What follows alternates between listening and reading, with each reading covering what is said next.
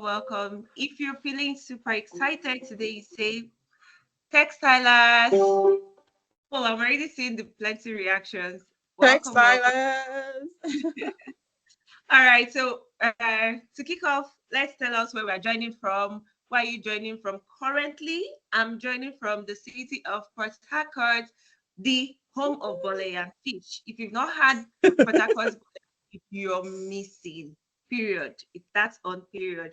No banter with it at all. So, and it's the weather, it's a bit sunny, it's quite okay. It's been raining throughout the week though. So how is it from your end? I would love to hear from the chat. Drop where you're joining us from. How are you feeling today? I'm feeling super excited and ready for all we have in store today. So where are you joining us from? We'd love to hear from the chat. I'd like to say hello to everyone. I would like to welcome you from everywhere you are joining from, within Africa, outside Africa, everywhere you are. We are excited as you are.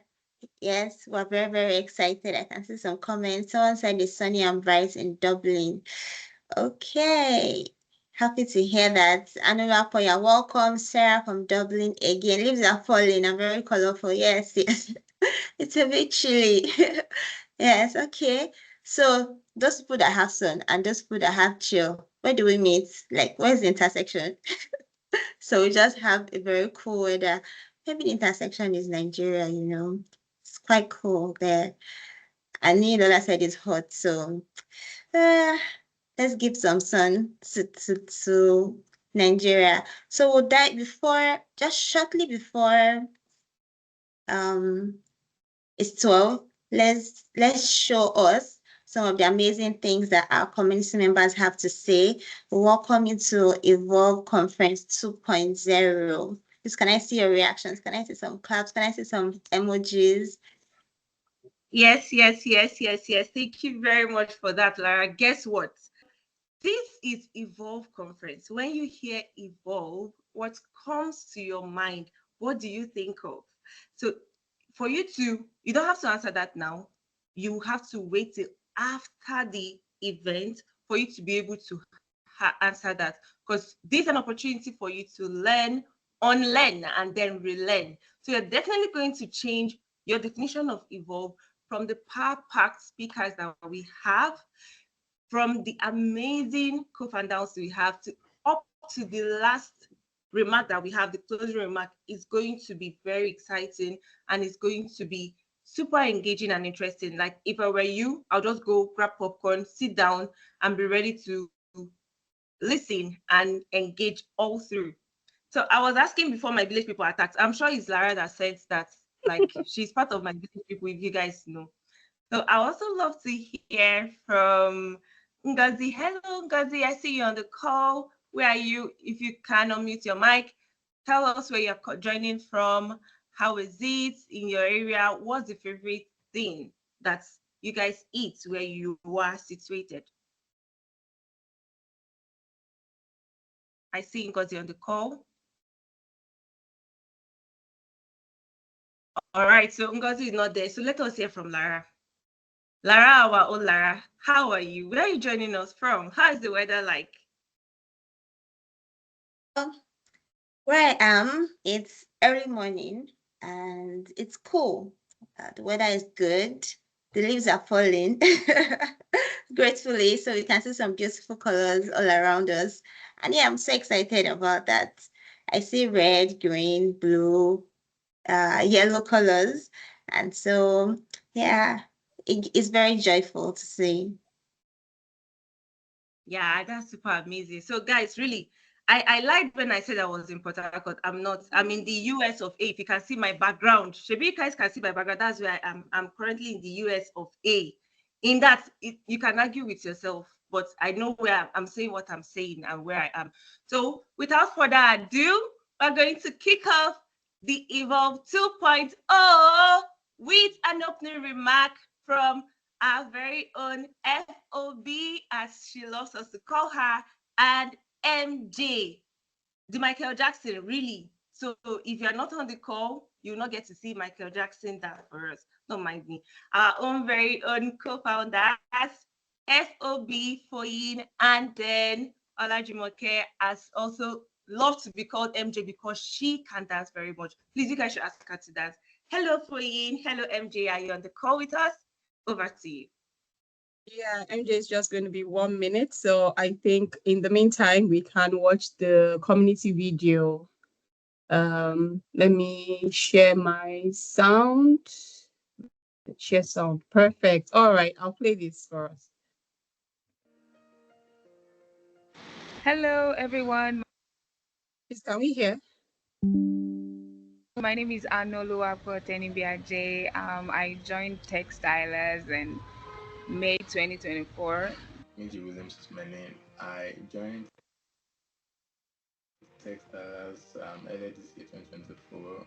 Hello, good day. My name is Rukayat Issa. I joined TechStylers about 2 years ago and currently I'm a product manager. Hello, my name is Tosin. I joined TechStylers in July 2024. I'm a technology analyst. Privileged to be part of the Microsoft Power BI data analyst track. So I was preparing to write my certification this year, and I knew, of course, I had to join the community. I had to get more knowledge, and so I applied for the TechStylers course this year. And I'm glad that right now I'm a Microsoft certified data analyst. I've learned being part of TechStylers is the community feeling, the fact that you don't feel alone. I've taken Azure administrator um, with TechStylers, and it was a fantastic experience. Togetherness, the quality of the mentors, the facilitators, it was just an amazing experience. One thing I learned is that it's a big community where everybody's trying to watch out for everybody. I've learned time management in many of the sessions held by TechStylers, and currently I'm expanding my skill set in software engineering.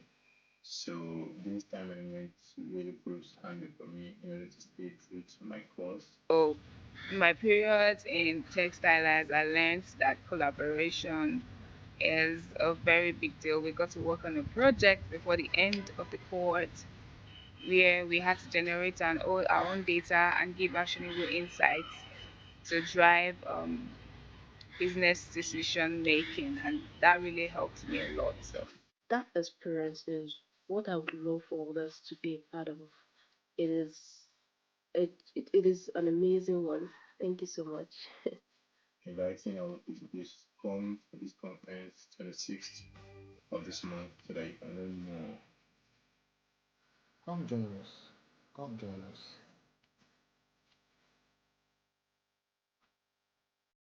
Amazing. I thought I would see some hearts, some claps, some thumbs up.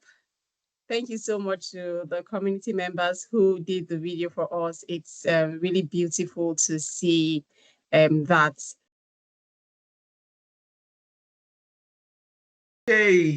Okay, so hello, TechStylers. It's a pleasure to welcome you to the second annual TechStylers conference. Seeing so many brilliant minds gathered here is truly inspiring, all united by one shared passion for technology, particularly AI's transformative potential. But before we dive in, Foyin and I would like to warmly welcome our esteemed speakers. Their insight and expertise are sure to enrich our discussion today. A heartfelt thank you is also for our dedicated volunteers whose hard work has made this event possible. We must acknowledge our visionary leaders whose guidance and commitment has been instrumental in our journey. Their relentless push for excellence and unwavering support inspires us to break barriers and aim for greatness. And of course, a big thank you to our generous sponsor. Your support has played a critical role in bringing us together and significantly impacted our mission. Your contribution is truly appreciated and has not gone unnoticed. Well said, MJ.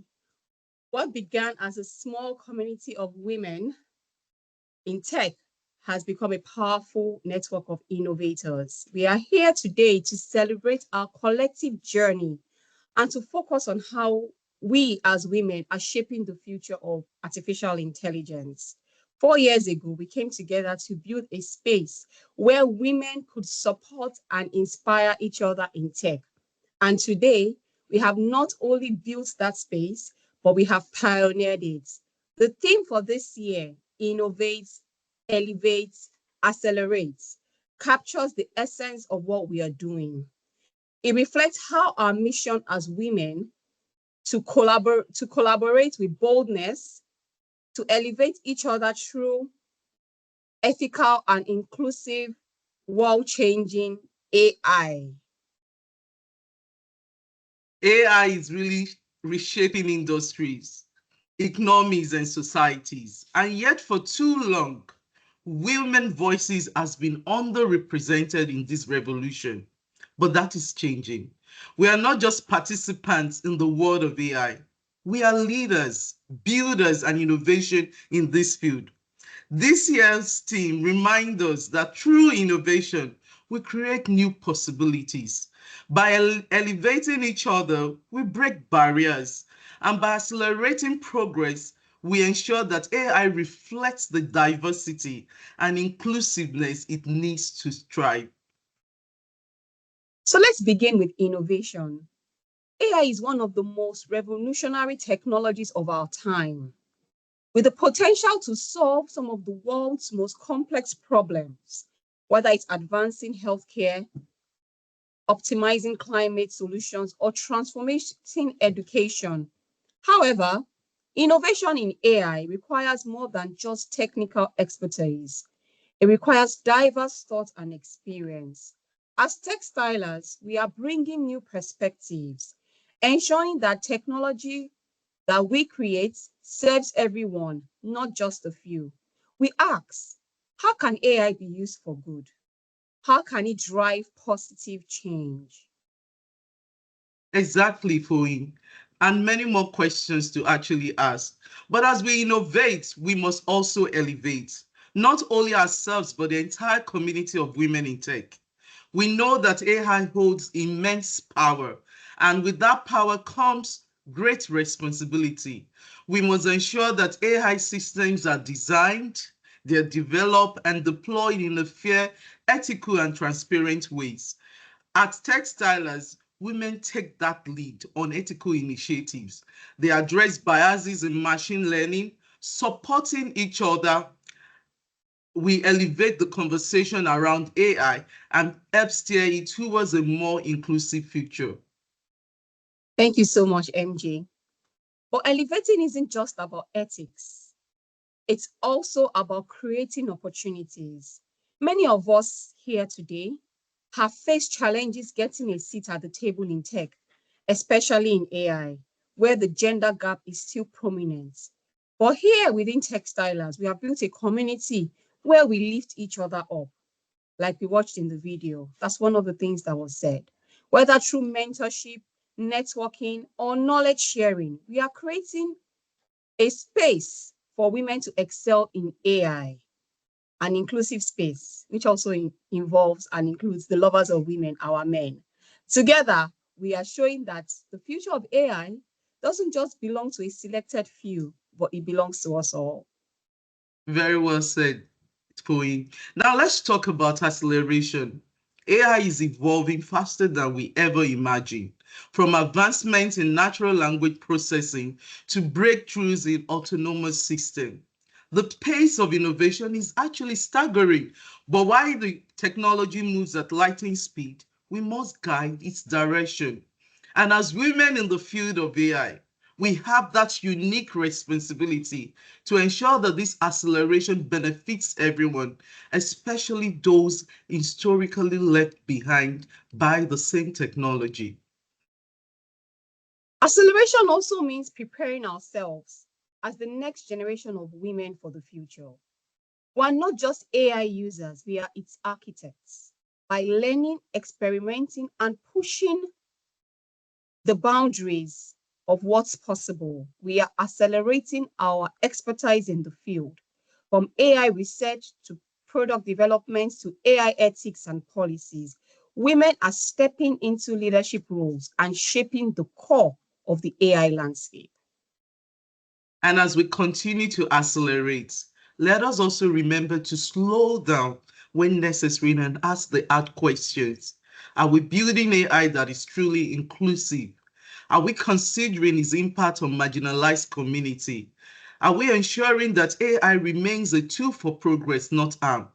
These are the questions we must answer, not only as leaders in this space, but as a great player in the field of AI. And together, we will ensure that the acceleration of AI leads to a better, more just world.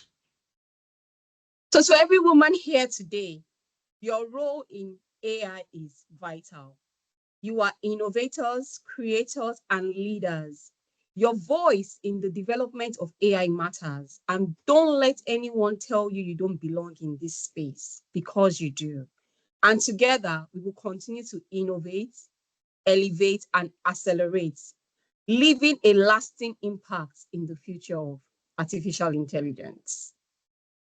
Very well said. And this is just the beginning.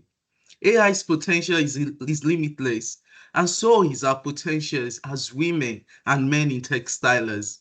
We are shaping not only the technology, but also the conversation. We are also shaping the policies and the future of this field. Together, we can ensure that AI is a force for good and is humanity and lifts humanity up rather than divides it. So as we close our open remark today, we want to leave you with this thought. The future of AI is being built right here in rooms or virtual rooms like this by women and men like you. So let's continue to innovate with purpose, elevate each other with intention, and accelerate towards a future where AI is a reflection of us all. Thank you for being part of this movement. Together, we are shaping the future of AI, and the world is watching us. Let's make this an unforgettable conference. Thank you. Thank you all. Thank you so much to our co-founders. Thank you. We truly celebrate you. We really appreciate you. Thank you, thank you, thank you. Yes, thank you, MJ. And for you said they were speaking, and literally, I think MJ really danced at the end, because as she was speaking, I was miming it, just that you guys did not see me. But it's okay. Maybe request for that video and I'll send it to you guys. But thank you very much for sharing such a wonderful opening remark, sharing our history, sharing the goals and the dreams that we plan to achieve, and the importance of AI. That was very important. So moving on to the next scene before we say Jack, and then we're having an icebreaker. We're going to use the chats rather to type this. Who is your favorite, or rather say, what's your favorite tool since you started learning tech? Can we put it in the chats? And let's go, let's see.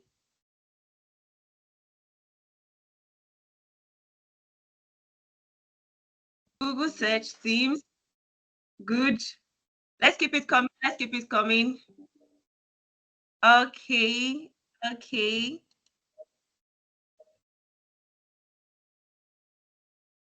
Okay.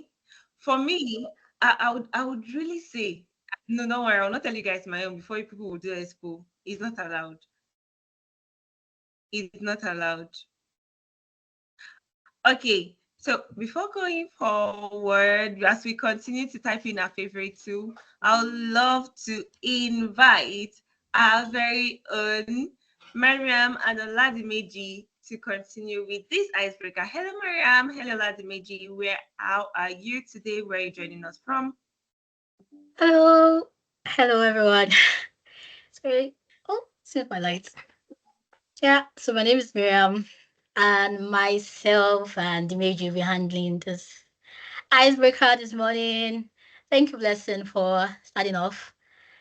And where am I joining from? Yes, I'm joining from Ireland. I'm in Dublin at the moment. And yeah. So Dimeji, do you want to introduce yourself?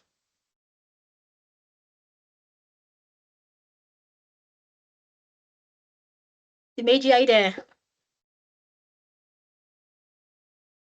Okay, so yeah. Thank you for the responses so far. Lots of interesting platforms that I've not even explored. So I think there's a lot of work to be done. So icebreaker. So it's time for us to relax while we get into the business of the day. First slide, can we see as drum rolls? Ta-da! This or that. This or that. You're just gonna be, oh my god. No. I just want to see who's gonna win this one. And I'm sure we have our reasons for we're picking this. Like, if you can just add a little reason why. I don't, some of them will say storage sprays, spraying, repairing, blah, blah, blah. Yeah. I'm sure we have what we like, what we like. Yeah. The answers are still coming. Lots of apple. Wow. Lots of apple. But I think Samsung is great though when it comes to cameras. But of course, that's what I really love snapping pictures. Samsung with so many iterations, that's also this is emphasizing Samsung. I like that. Like the emphasis is there, like Samsung or nothing. Okay, yeah, so that's really cool. Thank you for the responses there. I'm not gonna say who's winning. I think both sides are awesome. But security-wise, what do we think? What do we think? Who well, let me leave that all to you. You know what I'm saying when it comes to security, when you're using your phones. What do you think about that? An apple keeps the day. An apple a day keeps the doctor away. Also, I like that. I like that aspect of it. Yeah, that's so cool. So yes, next icebreaker is already on our screen. Virtual or in person? Which do you prefer? Virtual, in person, these or that? I was the one going to wait for virtual. Really? Oh well, I'm not gonna say what my answers are at the moment. So lots of virtual and lots of in persons. Yeah. I think virtual when I'm not the one actually.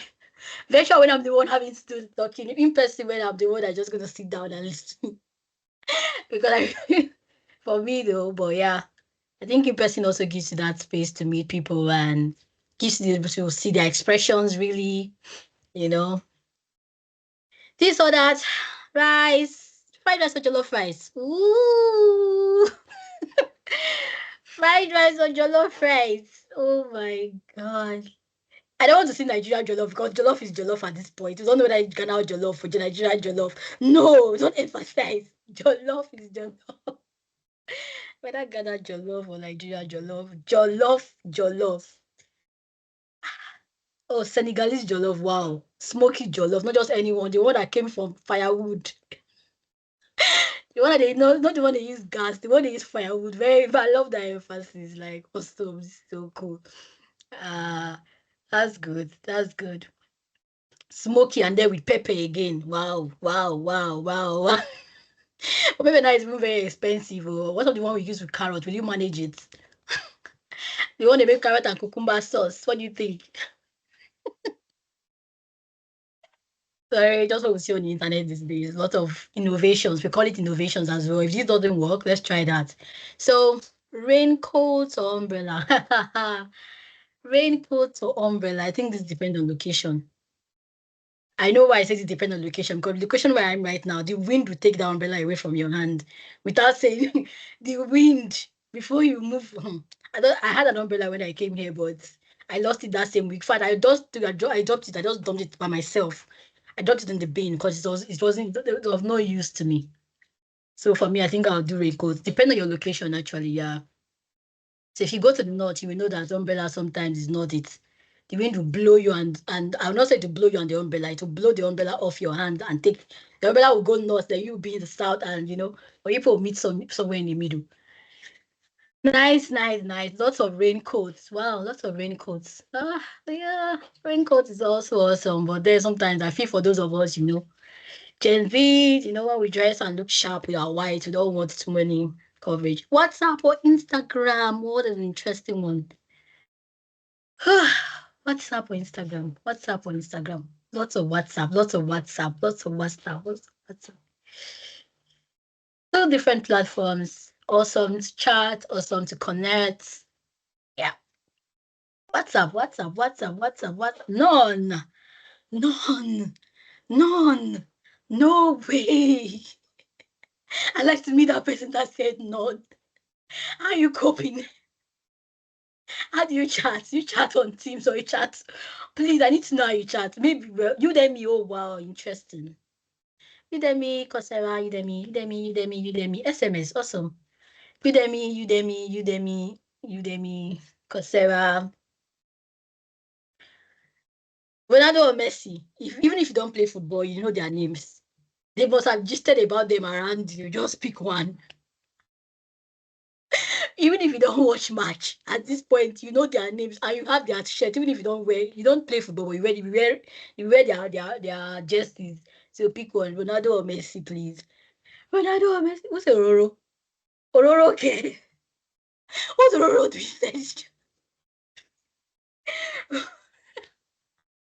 Ronaldo or Messi? Yeah, two awesome players.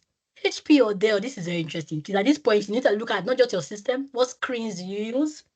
When it comes to screens and displays, right here. HP or Dell. There just have to be a tie on this one. MacBook. I love that option as well. But HP or Dell? HP or Dell, please. HP or Dell. I think Dell is actually doing something very awesome at this moment. Toyota or Honda? Not so good. People like us that don't really know cars like that. At this point, we don't know anyone. I thought that you can take us from our destination. Just take me to where I'm going and then you can put fuel. Now, we don't even, in Nigeria now, if you even have these two, you are even like, okay, let me keep it somewhere and use my legs because you don't care. So yeah, awesome. Toyota, even Mazda, awesome, like really cool. Miss Pio. After saying this one, you have to share one at this group chat too. If you don't share one, don't ask me.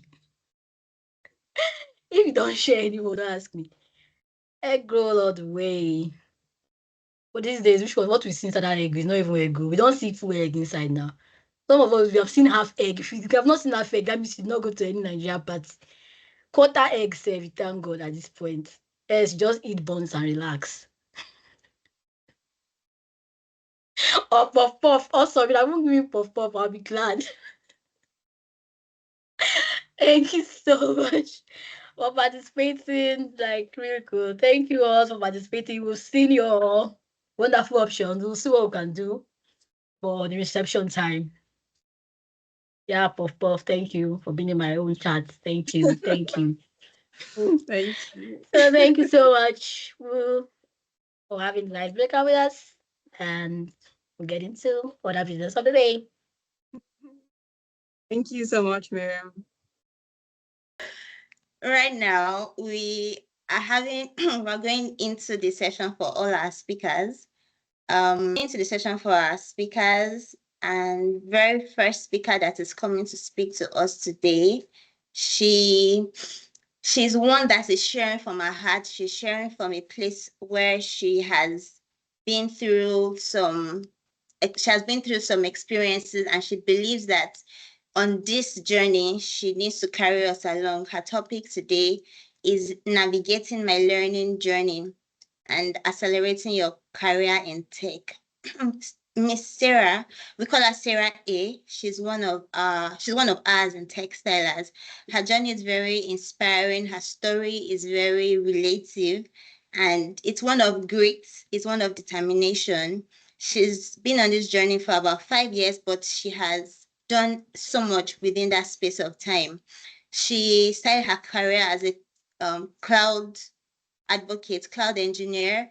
She does volunteering. She engages youths and teenagers virtually, in person. She's very passionate about mentoring students and recent graduates, especially so that they can, encourage them to also use their skills, tech or non-tech skills, in whatever area they find themselves. Through her social media presence and community involvement, she has committed to make positive impacts in the next generation of tech talent.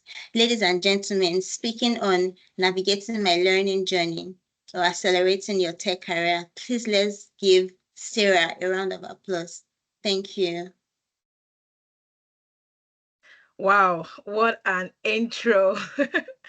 Thank you, Lara. Thank you so much for that wonderful intro. I'm going to share my screen. I just have a couple of slides, and let's know when we can see my screen.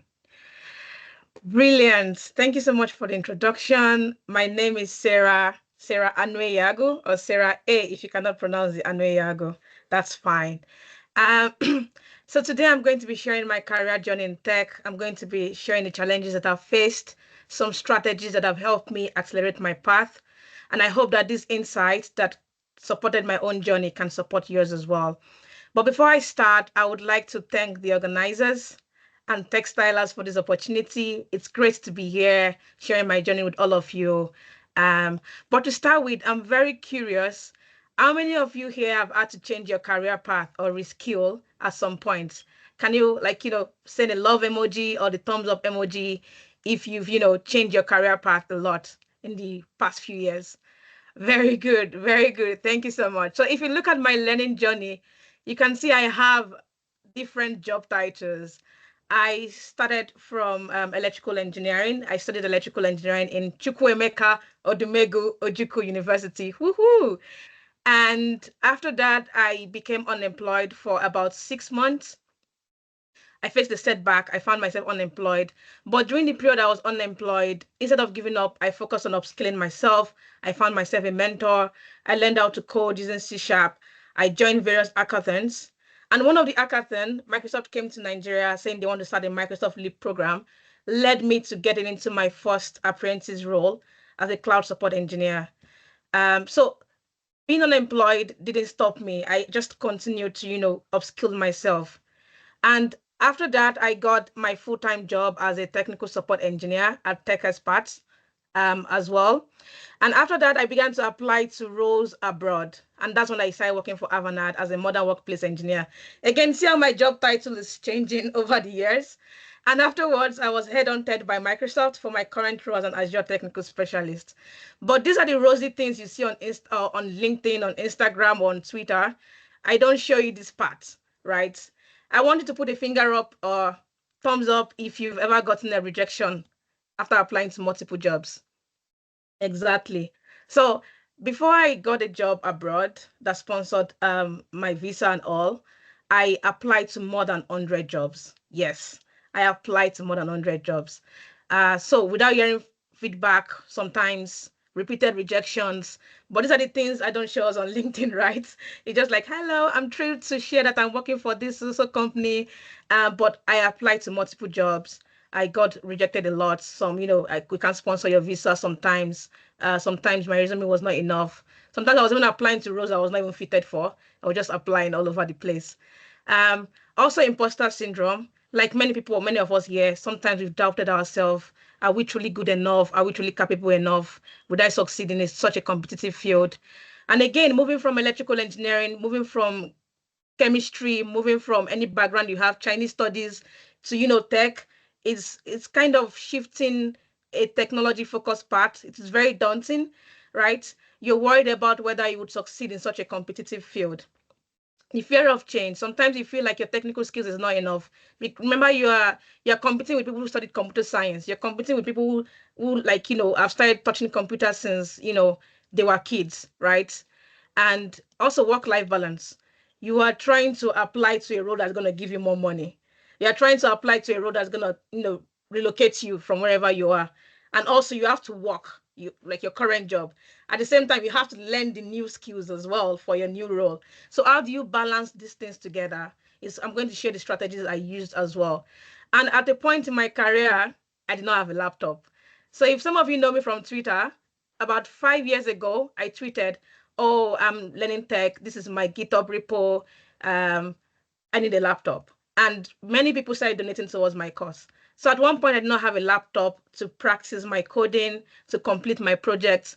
But instead of letting that stop me, what did I do? I put myself out there. It was very hard, and I solicited for funds by sharing my GitHub projects to demonstrate my commitment to learning. It was a creative way to show my dedication, and eventually I secured the support that I needed. So now these obstacles are really overwhelming sometimes, but it taught me resilience. They pushed me to develop new strategies, which I'll share with you. So now what are the strategies I used to accelerate my career that I think would be useful for you? I would say staying curious helped me grow. Volunteering for projects outside my comfort zone. Before I even got a job, when I was unemployed, I was volunteering. I was teaching children how to code using Scratch. And I was like, wait, if the kids can create such massive, nice games, what can me, an adult, do? So if I had not volunteered, I wouldn't have known such role existed, right? So volunteering for project outside my comfort zone, constantly seeking new knowledge made me stand out and open up to unexpected opportunities. And as we all know, tech evolves quickly. Today you are showing the customer something, a feature. Tomorrow Microsoft is giving an update. So you have to evolve yourself, right? You have to, that's one of our theme for today is evolving. You have to learn the new technologies. You have to learn the new tools. Yes, curiosity is good, but how are you going to, bring your curiosity if you don't know the technical skills? So knowing the technical skills is going to make you confident in your skill sets. Remember, guys, you are the product of what you are selling. You are the CEO of yourself. Think about the company you want to work. Think about what they need. I've always wanted to work for Microsoft. So I knew that I had to learn Microsoft technologies. So if you look at my career, I did Microsoft 365. Now I'm in Azure. I did Power Platform at a point. So I just have a target in my mind. Okay, I want to be an Azure administrator. How do I start learning? I want to work for Microsoft. What do Microsoft need? Okay, Microsoft is looking for Azure technology specialists. How do I upskill myself? How do I take certifications? So make sure you improve your technical skills as well. Building connections as well is also invaluable. In fact, by the end of my session, I want you to connect with at least 5 people. So I want you to put your LinkedIn link in the chats if you're comfortable with it. I want you to put your LinkedIn profile link in our chat and connect with at least 5 people by the end of this conference. So building connections is invaluable. By attending industry events like this, thanks to TechStylers, by joining community events, by using LinkedIn actively, you expand your network, you discover new opportunities. There are some roles you don't know even existed, but by talking to somebody, you're like, I really love this AI role. I never knew prompt engineer was a thing. How can I become a prompt engineer? So you know these things by attending events, right? So careers are rarely linear. You are always be flexible to change. You don't have to be stuck in one place. Change is what is constant, okay?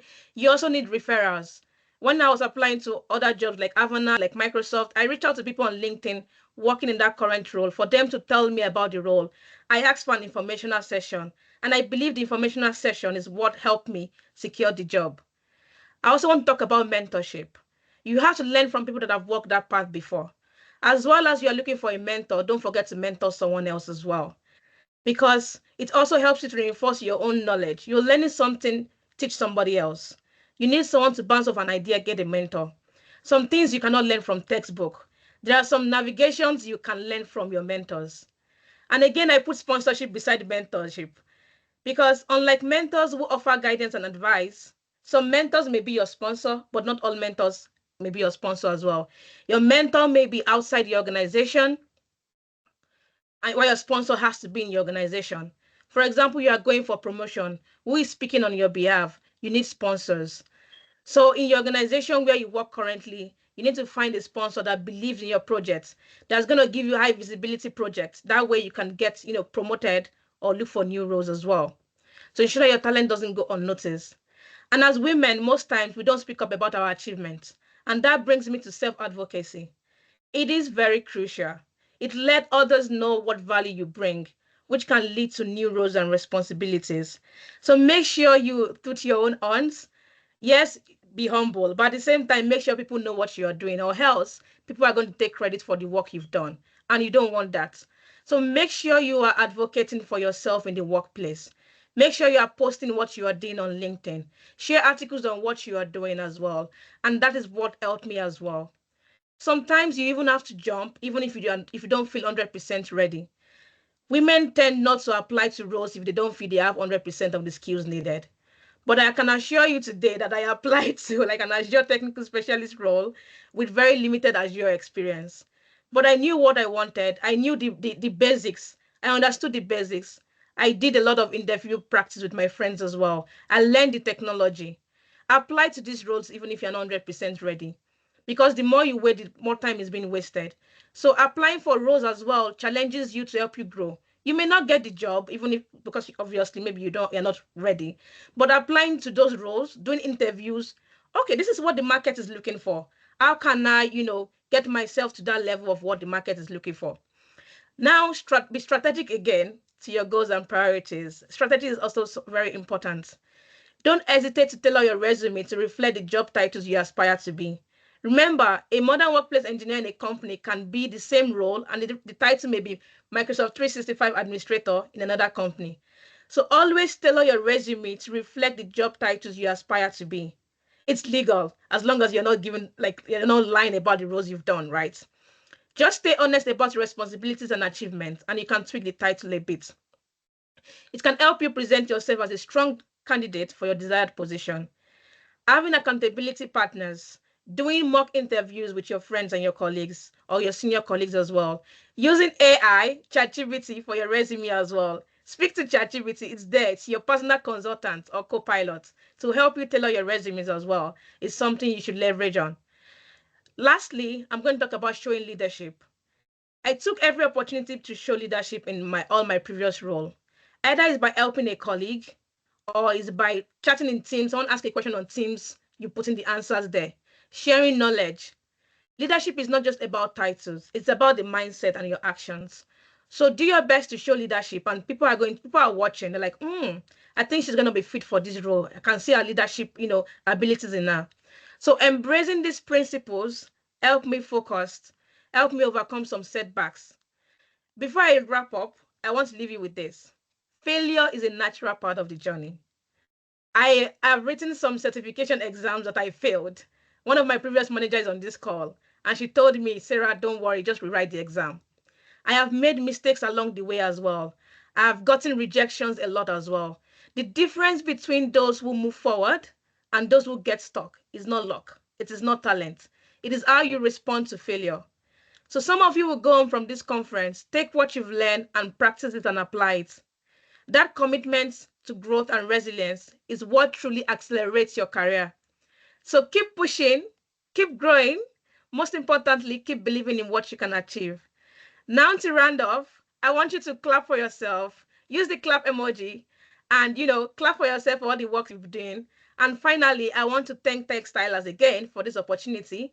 Please scan the QR code to join our community. I look forward to all the other sessions as well. And thank you so much for having me today. Thank you, Sarah. Thank you so much. Thank you, Sarah. Absolutely inspiring. Thank you so much, Sarah. I mean, I feel like I was listening to an inspirator, like a motivator right now. That was a great way to start the session. I mean, I am actually very, very inspired. Yeah. Thank you so much, Sarah, for that wonderful. I think every one of us should give her another. I mean, just give her some love, share some love, share some emojis with her once again. I mean, that was a fantastic delivery of that session. Thank you so much. So moving on, I'm going to be presenting. Yes, Foyin, thank you for the slide. Please bring it up. Thank you. So, I mean, I'm going to be introducing a very special person. I mean, I just met her, I don't think more than once really, but I was actually fascinated with, I mean, what she was doing, telling her stories on AI and then in education. And I felt, no, this woman shouldn't pass by. These are the kind of resources or talent, I'd say, that I want to showcase on TechStyler. So I'll be introducing Dr. Joana Idakwo Agar. She is the founder of Mind Investors, a corporation. She is a knowledge-driven educational program architect and an advocate.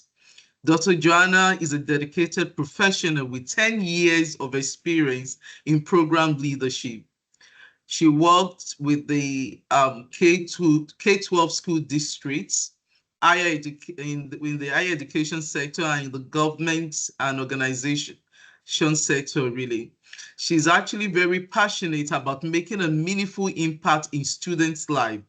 She focuses on enhancing curriculum, improving instruction quality, and fostering collaboration between educators. Dr. Joana, and Joana, she says she should be fondly called, is committed to creating fair access to career pathway for youth and advocating for educational policy changes that improve students' outcome across all socioeconomic backgrounds. Please help me make welcome Dr. Joana. Thank you for joining as she takes us on this special topic, education and the power of AI. It's such a pleasure to be here with you all. Amazing, amazing session so far. I just want to say you guys gave me such a big shoe to fill after the first presenter. So I hope I'm able to do justice to my presentation as well as she did. And without further ado, I'm going to go ahead and share my slide.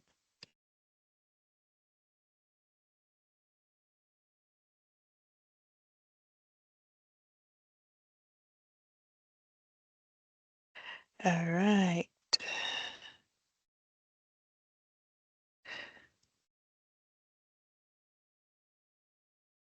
Uh-oh, let me go back. Can we all see my slides?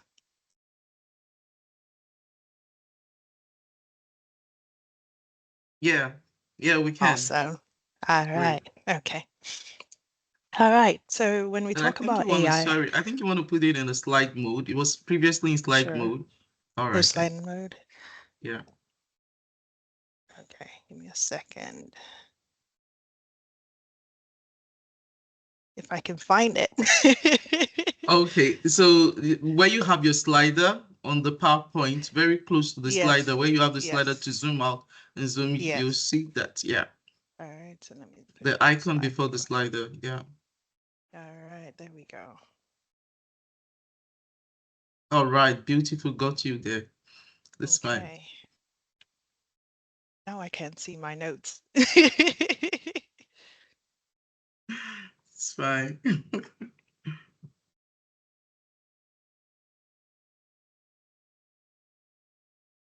Do you see it with my notes or no? No. You're good. Okay. Okay. All All right. right. Perfect. All right. So, again, it's a pleasure to be here with you all. And like I said, I hope I can do justice to my presentation as much as the presenter before me. I'm going to be talking about how we can explore AI in the education space, as well as how it will empower us in terms of innovation, elevation, and acceleration in the tech industry as women.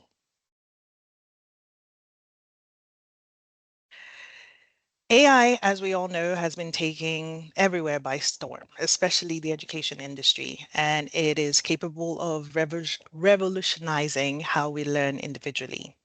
It is creating capacity by freeing up educators' time, especially myself, or to use the politically correct term, it is allowing us to be able to create better work-life balance through automation of administrative tasks and increasing accessibility. AI, when properly used, guides our utilization of data to create individualized curriculum, assessment, and support for the students it is that we serve. It also, um, for us in special education, it has been used to be able to help us break certain barriers that have been limiting the ability for us to be able to support our students with disabilities. It helps us break down language and learning barriers so that we're better able to support our students by providing them with language and learning support systems that we did not necessarily have in the past. Utilizing this, we're able to create interactive content, gamify learning, and provide personalized feedback. What am I trying to say? AI can enhance our overall learning experience for our students.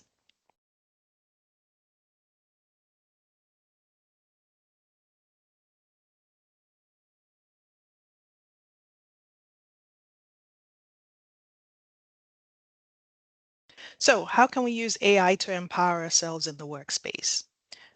Simple couple of ways.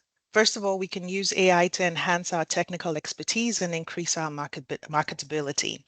As the presenter before me previously said, keep on learning. There are a plethora of free learning tools to help us better understand AI and how we can increase our expertise and efficiency simultaneously. I loved one of the things or tasks, those are one of the icebreaker tasks it is that we did. One of the questions that was asked, I think it was Udemy versus Coursera. Is interesting to notice that we are all into learning, right? And those are platforms it is that we can utilize to learn more about AI and how it will enhance our marketability skills in the workplace. We can use AI to streamline our workload, improve our efficiency, and give us more time to take on other tasks, or better yet, assist others in the workplace. I know that that's one of the things it is that we're told to do in the workplace so that it gets us noticed more, and that would perhaps improve our potential for leadership. AI can also be used to help us better express ourselves. The presenter before me mentioned the fact that you can use AI to create your resume or to help you, to support you in creating a much more accessible resume. I use AI a lot now to be able to write some of my emails. It has also reduced my the times in which I'm able to create documentation, policies, and stuff it is that schools require of me. It has reduced the amount of time that it takes for me to be able to create those things. So wherever there's an opportunity for you to utilize AI, go ahead and use it. Use it to help you foster and manage collaborative opportunities, and dare I say, sharpen your leadership skills. AI is able to provide invaluable insight and data to inform decision making, empowering us to become very effective leaders.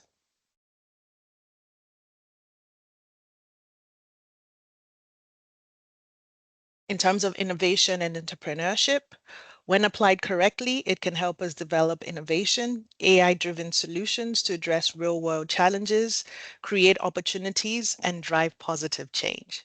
It can help us develop ideas that we have to launch the success, like for our successful startups we have been dreaming of, by providing the tools and resources needed to build and scale business to profit margins. Did you also know that AI can inspire creativity and spark new ideas that lead to the development of innovative products and services?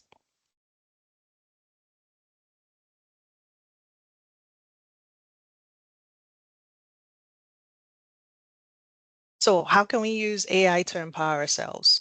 We can use it to identify and address biases in AI algorithms, ensuring that our systems are fair and equitable. AI can also facilitate the creation of supportive communities for women in tech, fostering collaboration, empowerment, and resilience.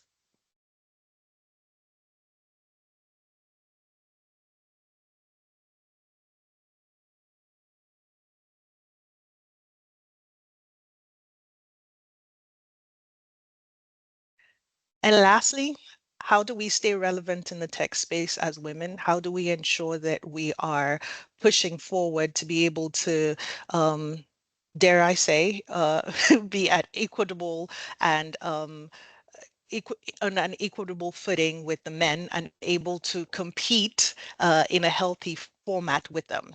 We need to stay updated with the latest technological advancements through coursework, workshop, and online resources. Seek guidance from experienced professionals and build a strong network with the tech industry.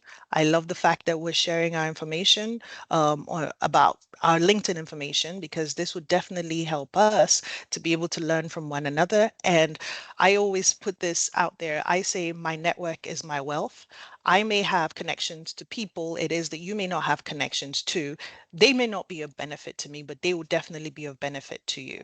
So always be free to reach out, ask questions. Do not be afraid. Use AI to generate your emails on LinkedIn. It is to people it is that you're going to connect with. Take advantage of the free access to LinkedIn. I know that there's times where they throw out like free options for us to join on LinkedIn, the premium option. Utilize that. When the time comes for you to pay, you can always stop the I think what's it called? You can always stop the payment and then you've made some connections at that point in time. Wait a little while, rejoin again. I don't think they have a cutoff on how many times it is that you can access that free premium option. Develop essential technical skills like programming, data analysis, and cloud computing. Challenge the gender stereotype and believe in your abilities. Recognize and celebrate your accomplishments, no matter how small. Join communities like this ones and organizations that support women in tech. Embrace your creativity and explore new ideas. My personal favorite, be willing to step outside your comfort zone and pursue innovative projects. The presenter before me, like I said earlier in the chat, I said there's so much tenacity, and I'm just looking at her resume or like her profile, and I'm just like blown away by her ability to stay tenacious, to be able to move forward and say, nothing is going to stop me. I'm going to keep on working hard. I'm going to keep on learning. I'm going to keep on getting better at what it is that I do for me to be noticed, to be able to get to the jobs it is that I want to get to.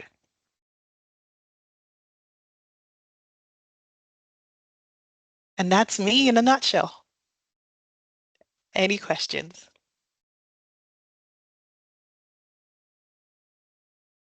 Thank you so very much, Dr. Joana. That was very, very apt and I mean on point. Thank you so much. Okay, so I think we'll take questions after the session. And so I'll be handing over. Maybe, is there any questions?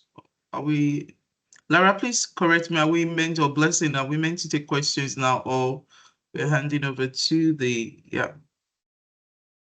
Okay. I'm so sorry. As the educator in me, I always want to have questions asked after I finish saying something. All right. So that's fine. All right, please. Do we have any question for this? No. Okay. So I guess for Dr. Joana, any question? I'll ask her one quick one. Thank you so much, Doctor. Okay.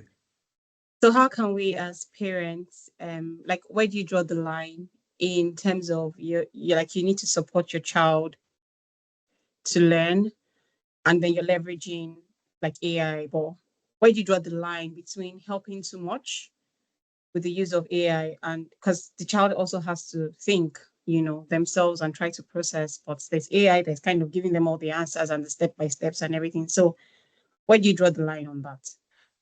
So there's a fine line between plagiarism and actually working, right? I always implore my students, utilize AI, but I also want to see your own thought process in this. So AI helps you to improve your critical thinking process, but I also want to see what it is that you're capable of doing. So we as parents, we should also task ourselves with the responsibility of, when you look at your child's work, you're asking yourself that, is my child capable of producing this type of work? And if your answer is no, then you know that, of course, they have plagiarized, quote unquote, utilizing AI. Sounds good. Thank you. You're welcome. Absolutely. Thank you for that. I think I have Ellie's hand up. Ellie is our global president. Ellie, you can unmute, and I think she has a question for you, Dr. Joanna. Sure. Thank you very much. Hello everyone. Thanks, Dr. Duran. That was an excellent presentation. Same to Thank Sarah you. as well. I have a quick question. I mean, I'm a sucker for continuous learning. And at some point, I said to myself, where do I draw the line? What's a danger? Because I see myself learn, and unfortunately I'm in tech. So I see myself learn till I drop dead. So is that a negative impact learning? Because I hear of Parkinson's disease, I hear of all of this. Does learning help your brain to grow? Does it keep you fit? Or do you have to just slow down and say, you know what, you've done enough. Don't allow this brain explode. So as an educator, I know you've done a lot of research around that. When do you stop learning? At what age do you say, look, you know what, you need to take a break? Thank you so much. Oh, I'm the wrongest person to ask that question because it's funny as we speak. I'm actually taking a certification course in dyslexia for an opportunity it was that came my way. Um, I have uncles that at age 70, they're still working on PhDs or extra PhDs. Um, there is never any time for me that I would say that you should stop learning, right? However, this is what I would say. Your body will tell you when it's time to take a break. There's nothing wrong with you saying I remember after I finished my terminal degree for a whole year, I did not pick up any books. I did not pick up any articles. I just stayed just chilling, just relaxing my brain. And I said, this year I'm not doing anything. But after that year, I got the itch again. So learning never stops, even in our daily lives. When you step out of the house, you are learning. You're looking at the colors of cars, you're looking at the trees, you're looking at the flowers, you're contemplating, why is this here, what is this for, how does this match into my life? So learning is a continuous thing, but I would implore you to go ahead and take breaks. Just some days, just shut down, don't do anything. I know it's difficult for some of us on this call, but I would implore you sometimes switch off your phone, or if you don't want to switch it off, turn on your airplane mode and just relax. Just switch off from humanity, switch off from nature, switch off from everything. And you will notice that when you come back, you actually want to start learning again. All right, thank you so much, Dr. Joanna, for that. And I think, Ellie, that question, anyway, I'll come back because Ellie is the bookworm in the house. I mean, she's always, every now and then, you just say, I want certification, and then intimidating us that we are still trying to catch up with her. But it's good. Thank you so much. And I think this is the last one we're going to take. I have Grace with her hands up. So Grace, can you unmute and then just ask a question? Please, this will be the last one. Any other subsequent question can be dropped in the chat window, and Dr. Joanna will be able to answer. I know Dr. Joanna said you shouldn't be calling her doctor, but can you remind me again what you say you're okay with, please? Everybody calls me Jojo, so I'm happy All to be right, called Jojo. Jojo. Thank you. All right. Okay, Grace, please go on. Okay, I think, let me see. Let me just allow your mic. Yeah, you're fine. You can unmute now. Grace, you can unmute. Yeah. All right. All right, Yes. can Please go everybody ahead. hear? All right, Yes, thank you, we Dr. can. John. Beautiful section. So this is my question. Sometimes as humans, we're kind of confused. Today we want to be this, tomorrow we want to learn this, next tomorrow is the other path. So what would you advise sometimes when we are at that point in our life where we don't even know, like everything looks appealing. Oh, this woman is a cloud engineer. I want to be a cloud engineer. Oh, that's a data analyst. I want to be a data analyst. Like your head just wants to blow up. You just want to be everything at the same time. So what would you advise at this point in terms of as an educationist, what won't you do? Should the person just calm there, like stop learning at that point? Or you should just pick them one after the other, text this, oh, do this be better? And then, because I feel that when you are everywhere, you can end up in nowhere. So I just Definitely. want to hear what you have to say about that. Yes. So I could give you the advice I usually do. I could do the challenge I do with my students. I usually give them a career-based inventory assessment to find out what their strengths and weaknesses are. You could start off with that, and there are a lot of free options online. There's one, I'm trying to remember the name of it. It eludes me right now, but when I find out, I put it in the group chat. It's free, and you can do like that assessment online to be able to find out what your strengths and weaknesses are. And for me, biggest thing I would say to you is, what's your passion? Like, what wakes you up in the morning? What are you excited to do? Do not look at what other people are doing simply because you think that that would lead to a better life. Think about for yourself, what would motivate you to get up to go to work in the morning? Yes, cloud engineer, is that what it's called? May look great on paper, it may look great on your friend, but will it look great on you? Is it something that you see yourself doing 10, 15 years down the line? For me, I pivoted a whole lot. If you look through my LinkedIn, my first degree was in pharmacology. My interest was initially supposed to be in pharmacy, but when I got to the US, I said, no, I don't think this is for me. Fell into education, and since then I've not looked back. And even with education, as it is right now, I'm working as a special education teacher in some aspects in some countries, and then in other countries, I'm working as a technical vocational expert. So you should be always open to pivoting, but at the same time, finding out what your passion is and why it is that you're doing what it is that you're doing. And it's something that wakes you up in the morning and you're good to go. You're excited about it. You want to go meet people. You want to do what it is that you're doing. Did I answer that question? Grace? Awesome. Awesome. Yeah. Yes, Please feel absolutely. free to connect with me on LinkedIn. Send me a All question. right. I'm always happy to network. Yeah. Okay, thank you. Thank you Thank you so so much, much. Over to ladies. you. Drink some water. Before I introduce the next speaker, wow. We have Joy. She's a powerhouse in herself. She's one of our mentors. Her name is Emedom. Today she's speaking on demystifying cybersecurity career pathway for those with technical experiences.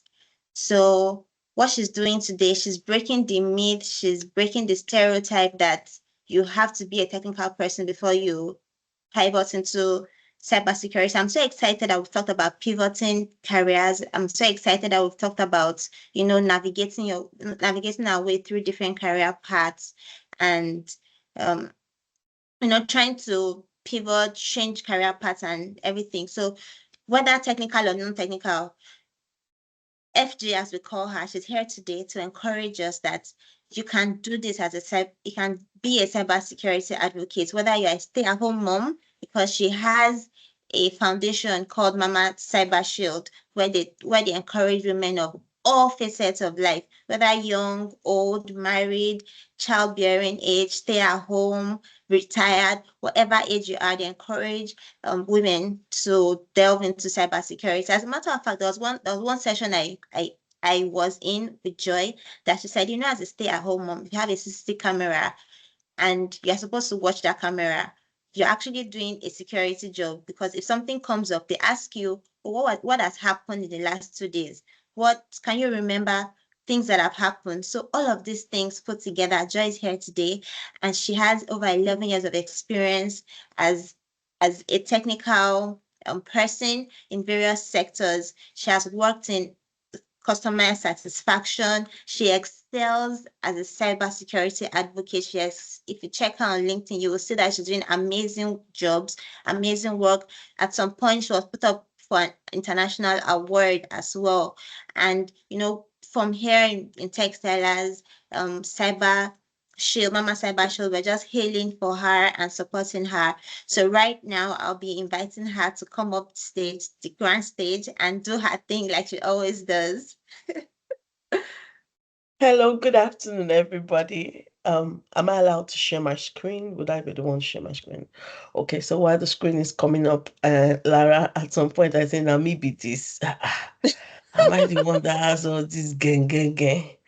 But thank you very much. I hold TechStylers very dear to my heart because beyond what the community stands for, the founders of TechStylers are people that I respect so much, both in their individual lives and the career. So anything for TechStylers, please bear with me. You know how technology chooses the wrong day to show that it is not God. So my system right now chose to be principalities, but I will tell it that I'm also a firebrand. So I am kabashing on it to peace be still and allow me deliver what I have prepared. So while it's taking its time to come up and I'm controlling it in the spirit, Jojo, I want to say a very big thank you to you.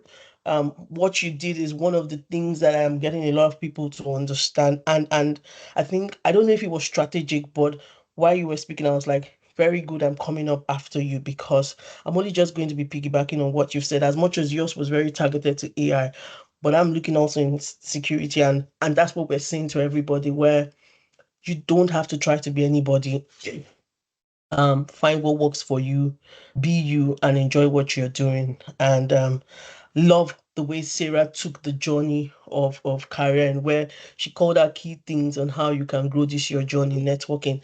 I'm so proud to see a lot of people that I know in tech on this conference, people who are standing up and owning up and taking responsibilities. Mariam, well done to you. It was good to see you handle one of the icebreakers. These are people that you follow their journey, and those are the power of networking. I haven't seen Mariam eyeball to eyeball. TechStylers brought us together where we've done so many things together. So it was good to see her, growing in the TechStylers community. So I won't waste much of your time. My style of teaching and learning is to simplify it. Based on school grading system, I'm not an A student. I'm one of those people that they call Olodo in school grading system. So having been an Olodo for 6 years in the secondary school based on the grading system, I decided that if I ever was going to teach people, I would try not to make their lives complex and make them feel like this whole thing that these people are talking, they couldn't infuse in. So I'm one of those people who believe that you are the only one who is limiting yourself. And the reason why you cannot achieve anything is because you've told yourself a lie. And so you need to rewrite that lie with the truth that you can do it. If I can do it as an Olodo based on school system, I sit today and talk about technology. In fact, people like Madam J will tell you that when they knew me, if somebody told them that by this time I'll be talking security, they will tell you no, because as at the time when I was at the peak of my career, challenging the status quo, I wasn't talking about security. But guess what? It was a journey. While we were doing that, we're going somewhere. So I try to make things very simplified. So as much as I've been given, I don't know, 15 minutes or 20 minutes, I think I just have 5, 6 slides to talk you through, to tell you the truth, to tell you, to challenge your thought and thinking processes. Like they say, have a growth mindset. So what am I doing? Demystifying that myth. I'm not going to talk about myself. So Lara has done a good job in telling you who I am.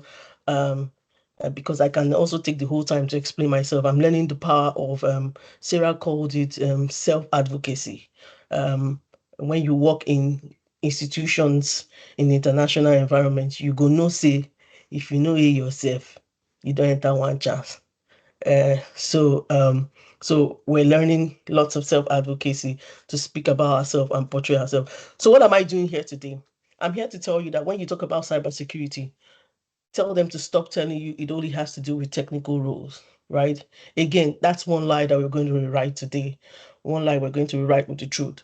As much as cybersecurity tends to be that word that tilts so much to technology, tilts so much to technicality, it does not mean that you cannot go into this pathway if you don't have that whole interest in technicality, in configuring, in fixing things. So that's what we're here to do today. Like I said, I'm talking about myself. So I want to ask you, how many of you have ever thought about cybersecurity, but you couldn't pursue it or didn't because you thought it was all about technical? And so just interact with us in the chat. Say me, yes. And if you want to explore more, you could type. That'll be okay. I'm happy to to have somebody read through me. Yeah. So, Jojo, Jojo, you're now a leader in AI. So, yeah. Ike Oluwa, you can just react in the chat. Because of the way the conference is stationed, we can't get you to go off mute. So just interact with us in the chat, and you'll keep us understanding how you are. So that's it. Many of you have got interested in cybersecurity, and that's the same thing with AI. AI is almost becoming the same buzzword with cybersecurity, and you are thinking AI is only one type of way, right? Many of you are looking at AI as an IT thing, the same way you have looked at cybersecurity as hackers, coders, right? So while this thought pattern is what has lingered or has been in the system, I'm here to let you know, like they will say in the King James Version of the faith that I practice, be ye unto thee known this day that thou shalt do cybersecurity, even if thou does not have technical capability. So let's do some realistic, let me not be some aspire to perspire personnel. Let me make it more realistic. How many of you remember the Twitter hack that happened when some very key, socialites, their Twitter accounts, right, were compromised? I know we have lots of Gen Zs, and so a lot of you spend your time listening to Cyberborg and the rest, and it's okay. It's okay. I'm not going to fault you. However, for those of us who still are saying a bit like these were the kind of things that interested us on Twitter. So if you remember this, if I asked you, and judging you, Sarah, I'm just saying that they're on Twitter, but they might not relate to this kind of story. So, yeah. So my point, if you remember this story, if I asked you to take this story and explain it, what happened, you'll be so amazed that if there are any cybersecurity person here, they will so focus so much on the technicality. They'll start to speak all those their big grammar for you on why this hack happened. I'm sure some of you begin to hear them say things like, it was a compromise of the identity access configuration. They start to speak those big things that get you confused. But as a non-technical person, if you wanted to explain this to the executive directors of a company, because this was targeted to the senior people, right? Would you be speaking mumbo jumbo, big grammars? No.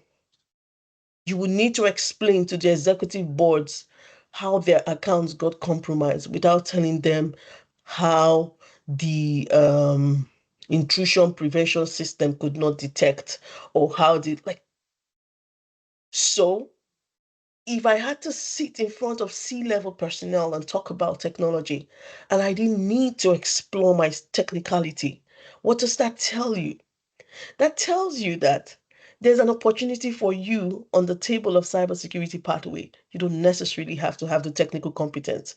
In fact, the people who are technical today are the ones struggling to sit at the C level, because the guys who bring the money and decide the conversation and how they spend the money are not interested in their technical mumbo jumbo. So if I wanted to explain this incident, this cybersecurity incident to the C-levels, I'll be talking more around crisis management, personality management. I'll be looking at communications, the media personnel. How are we going to put out a post out there that will communicate to the media that our organization, is secure, and irrespective of this, I would not be telling them of any platform, threats, malware, vulnerability exploits that has happened.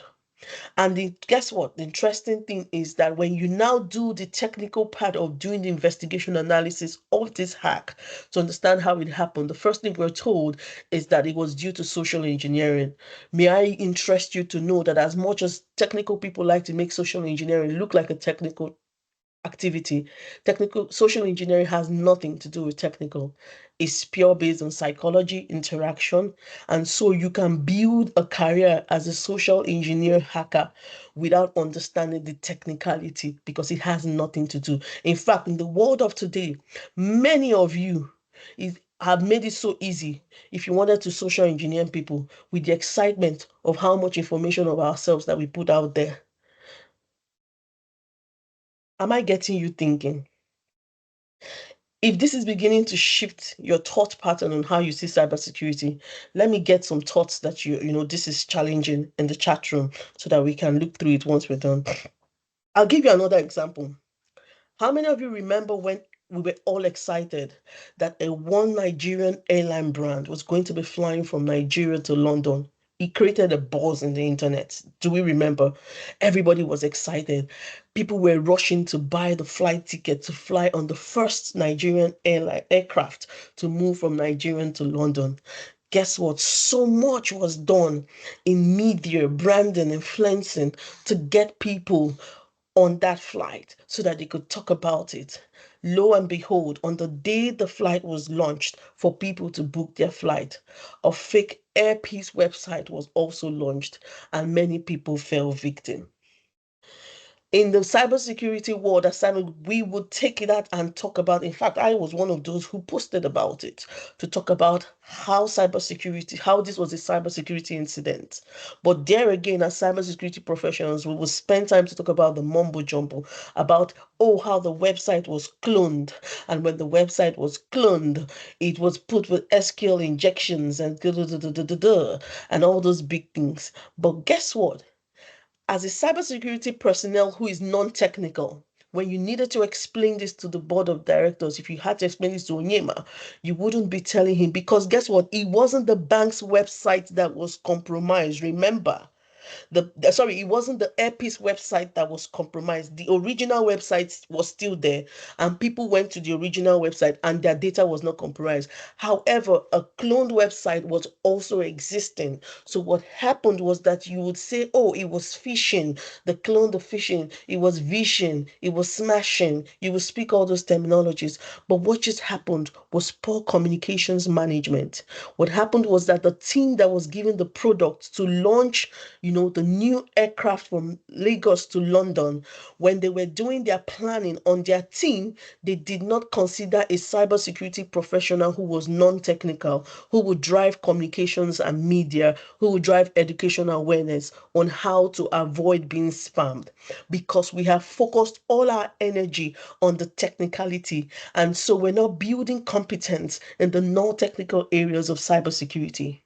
And so the way Jojo has come to show us about AI and education is the same way I'm coming today to tell you that while you sit and you doubt yourself of getting into tech because you tend to think the people in tech are specially crafted by their creator, I'm here to let you know, if cybersecurity was something that interests you, may I make you know today that you can do cybersecurity without having any technical competence. As long as you can read and comprehend, you can do cybersecurity.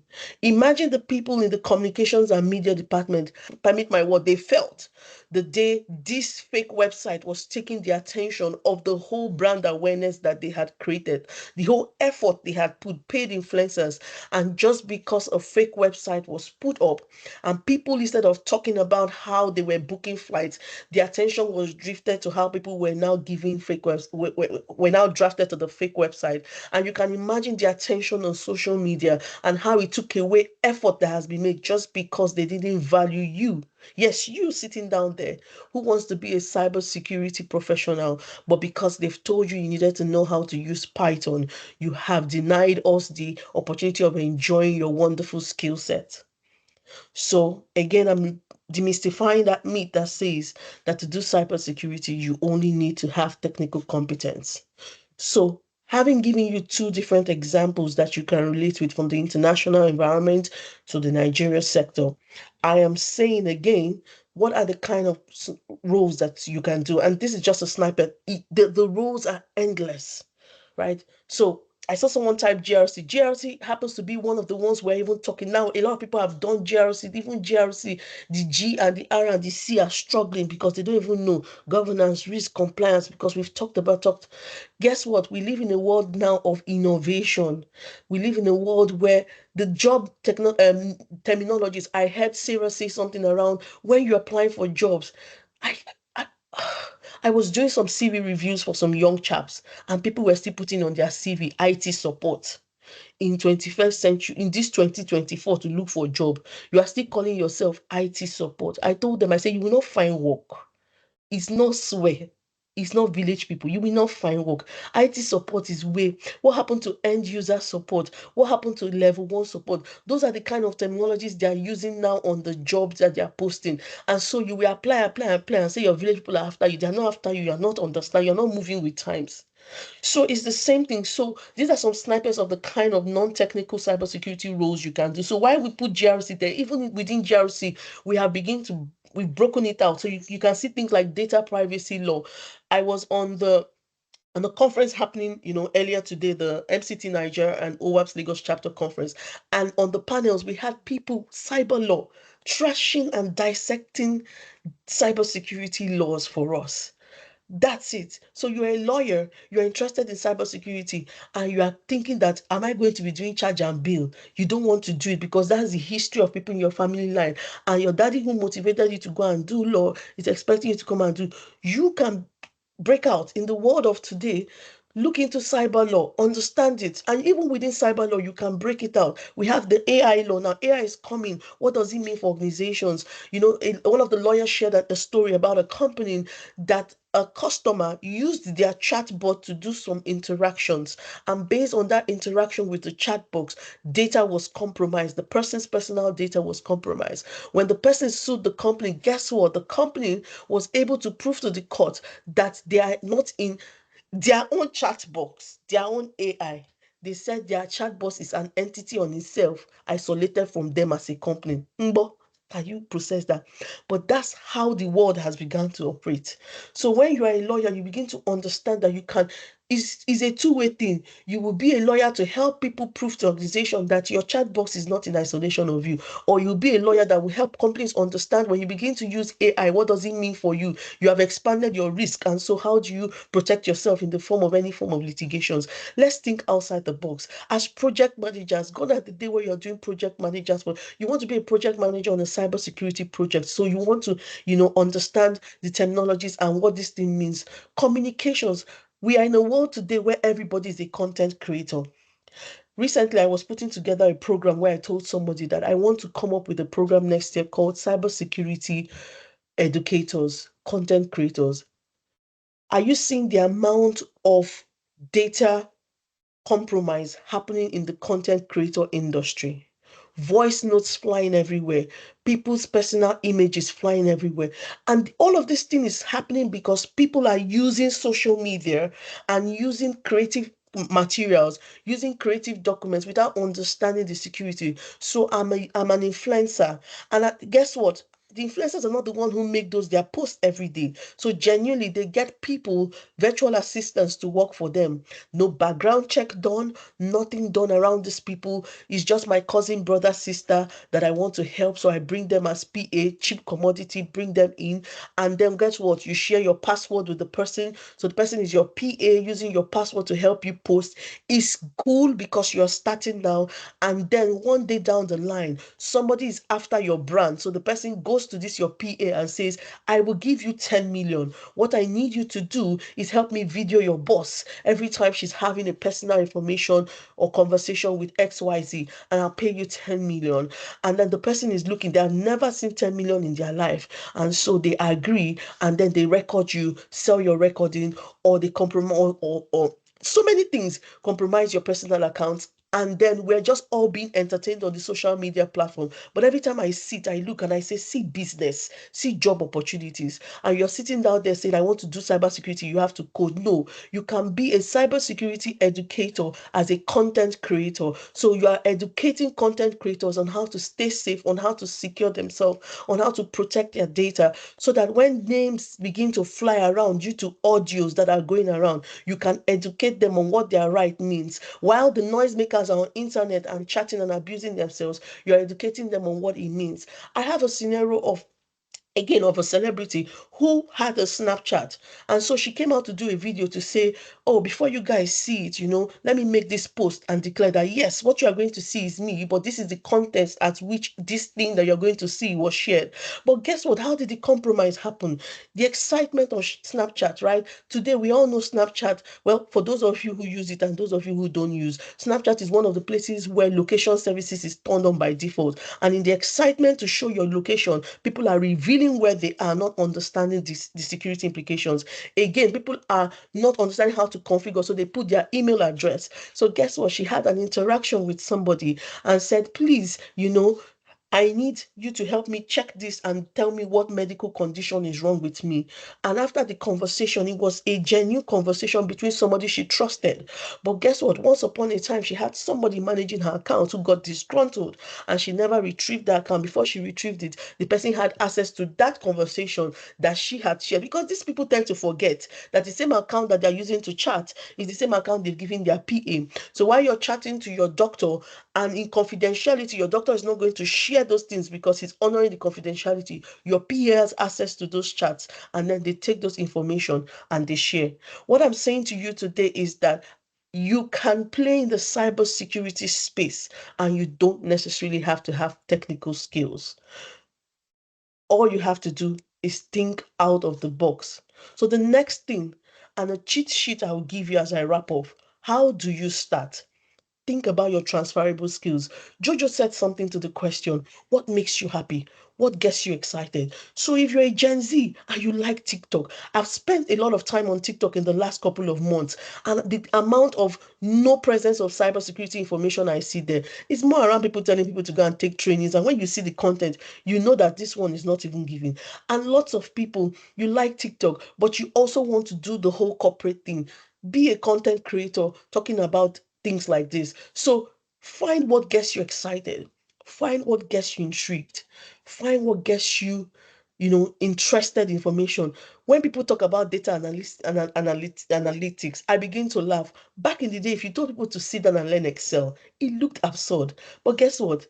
I want to be a data analyst and see people learning Excel and trashing Excel formulas. They don't like maths in their school. They never sat down to like maths. Maths teacher, they used to give him name, but see them trashing out their cohorts using Power Excel. Why? Because it's the brain. Do you know what they've done? They have rewritten the lie that they told themselves that they don't know maths and they don't know Excel. They rewrote it by saying, I can do data analytics because they're interested in what data analytics do and interested in whatever pay it is. It's all in your mind. Write down your transferable skills. Look for how it aligns to cybersecurity and then kickstart that career. On this note, I say to you, thank you very much for giving me your time. And then like I said, you can be that thing that you want to be. It's all in your mind. It's all in your head. Rewrite the story. We welcome you into the cybersecurity space. There's enough space for all of us, and in the world that is evolving, the new world where we are, as our conference team says, the evolve world, guess what? There are new cybersecurity roles that you can do without having technical competence. Thank you very much. Wow, Thank you this so is my much. this is incredible. I don't know about you guys, but I've just been jumping on it since morning. Thank you so much, Joy. I'm super excited. I'm glad I'm here. I'm glad I was born in this time. Now we'll go quickly to someone that I call my mentor, even though she might not know. There are times when you just hide under some people and you study them and you just want to be like them. And you probably wonder, Ellie, you're a certified mentor. What are you looking for? A mentor needs a mentor. So I have the honor and the privilege to introduce Miss Mojisola Sodunke. Can we please show some love? She's the CEO of Ashem. I'm sure a lot of us know Ashem. If you use Microsoft and you're in Nigeria, trust me, there's no way you wouldn't know about Ashem. And she started this journey way back over 30 years ago when she said to herself, you know what? I'm good in customer service. I'm passionate about people. I want to help people drive and transform their organization. So where can I help? Let me start a journey. Just like the previous speakers have said, when you're passionate about something, look at how you can, automate that process. So she started this journey where she used to sell tech products to customers and, provide solutions to the customers. And she ran into the role of becoming a founder and a CEO of Ashem. The customer service passion that she has, has helped so much, and the company has grown over the years to become one of the best preferred in the country when you talk about tech solutions. She created this company, by prioritizing cutting edge technology for all our customers. She just doesn't sell products to the customer. She sits with the customer to strategize and help the customer grow, over the years, because when the customer makes profit, that's her joy. That's how passionate she is about tech. And she's used both innovative and tailor-made solutions to help our clients go. She has an open door policy. She's an hands-on CEO and founder. She goes to the least person in the organization, to the security man, to her driver and everything. She's very friendly, and that's why I'm privileged to have her as my mentor. So without wasting so much time, I'd like to introduce Mrs. Mojisola Sodunke to just blow our mind again, just like the previous speakers. Over to you, ma'am. Thank you. Hello, everyone.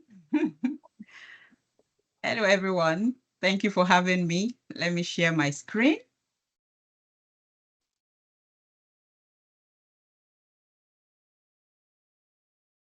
So can everyone see my screen?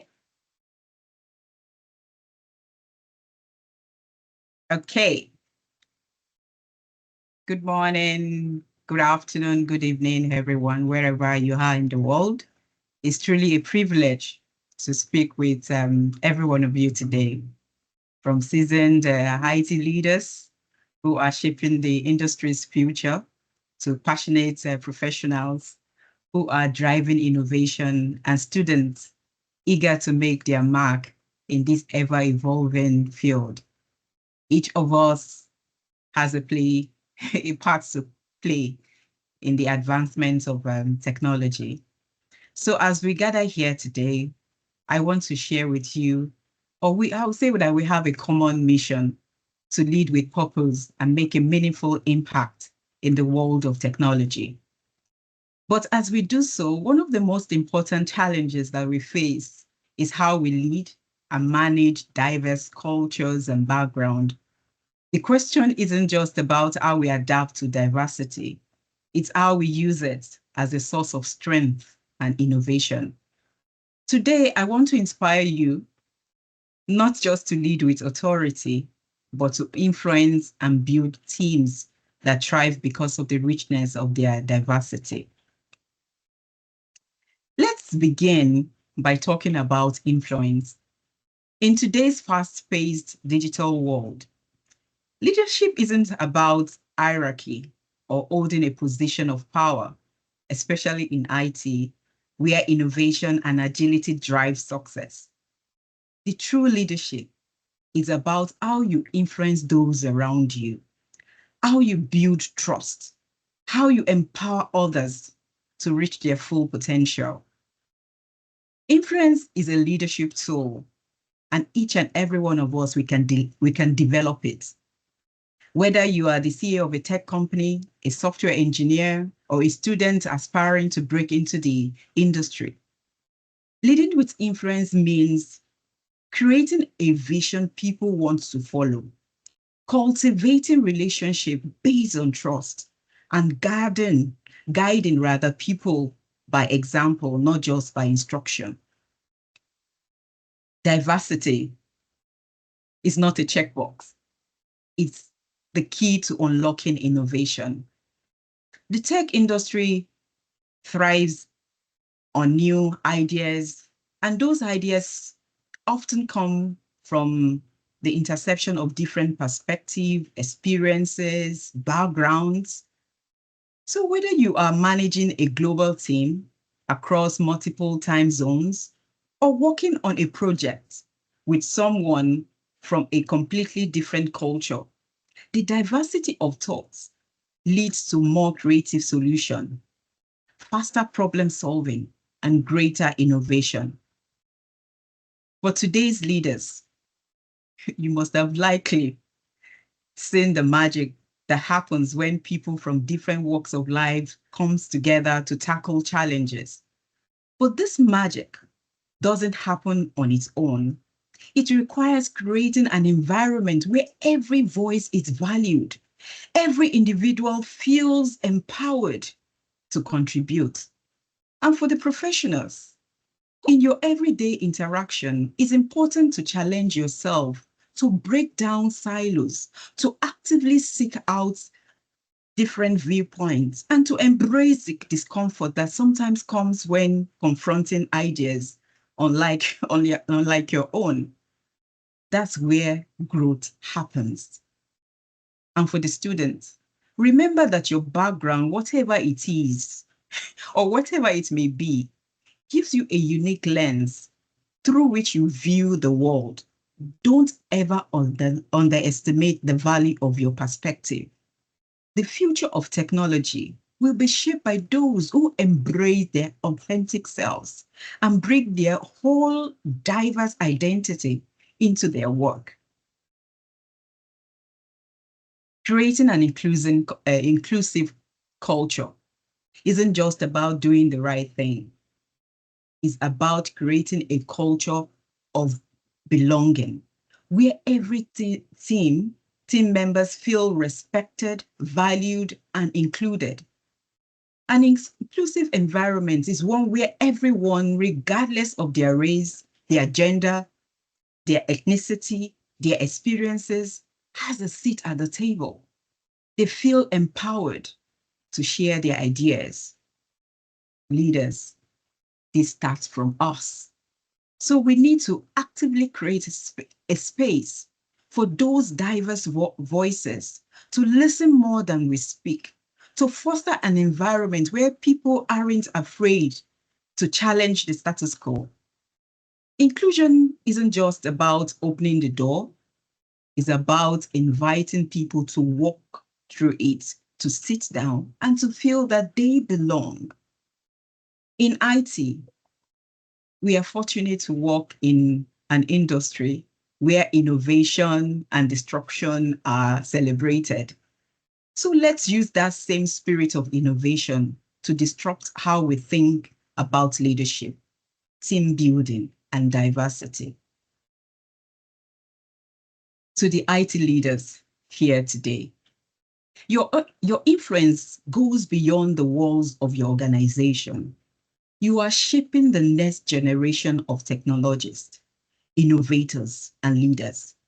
Every interaction you have with your team, every decision you make, every challenge they face presents an opportunity to influence not only your organization, but the entire technical industry. IT professionals, you are the lifeblood of this industry. Every day you work at the forefront of innovation. Don't underestimate your influence. Whether you are collaborating with colleagues, mentoring the next wave of talents, or simply pushing the boundaries of what technology can do. To the students in the audience, you are the future. You have grown up in a world where technology is ubiquitous, where diverse perspectives are more valued than ever. Don't wait for the perfect opportunity to lead. You can start now.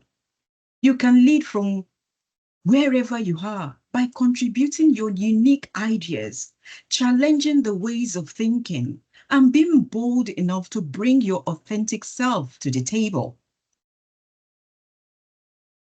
Of course, leading diverse team isn't without its challenges. Cultural differences can sometimes lead to misunderstandings, conflicting expectations, or communication barriers. But this is where cultural intelligence comes into play. The ability to adapt, to learn, and to understand cultural context beyond your own. It's about being open to new ways of thinking, empathizing with others' experiences, adjusting your own leadership styles to meet the needs of your team. This doesn't mean compromising who you are, but it means becoming an empathetic, flexible, and effective leader.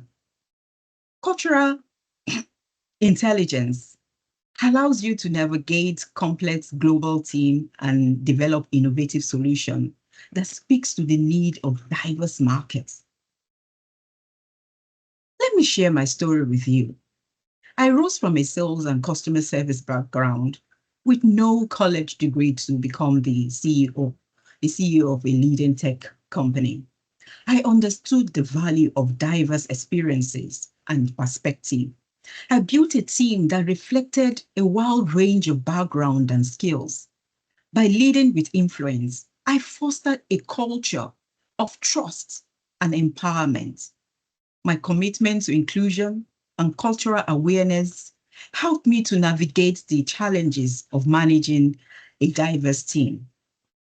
Under my leadership, the company thrived, bringing innovative solutions to the market and setting new industry standard. My testimony or my story is a testament to the power of leading with influence, embracing diversity. In conclusion, let's shape the future together. In this audience full of leaders, professionals, students, I see the future of our industry, a future where influence leads us, where diversity is celebrated as a strength, where inclusion creates stronger, more dynamic teams. We are all part of this incredible journey. Whether you are in the industry for decades or just starting out, let's commit to leading with influence, to managing and celebrating diverse cultures and background, and creating environments where everyone, regardless of who you are, has the opportunity to contribute, to innovate, and to thrive. Together, we can shape the future of technology, not just by the code we write or the solutions that we build or deploy, but by the way we lead, inspire, and uplift those around us. Thank you for your attention, and I look forward to the incredible journey ahead. Thank you for having me. Thank you so much, MD. Thank you, thank you, thank you, thank you. We can't appreciate you enough. There's so much wisdom that you have given us today, and we're taking notes as fast as we can. Thank you for joining us today, Ma. We appreciate you so much. Thank you for having me. Your story inspires us every time we hear it.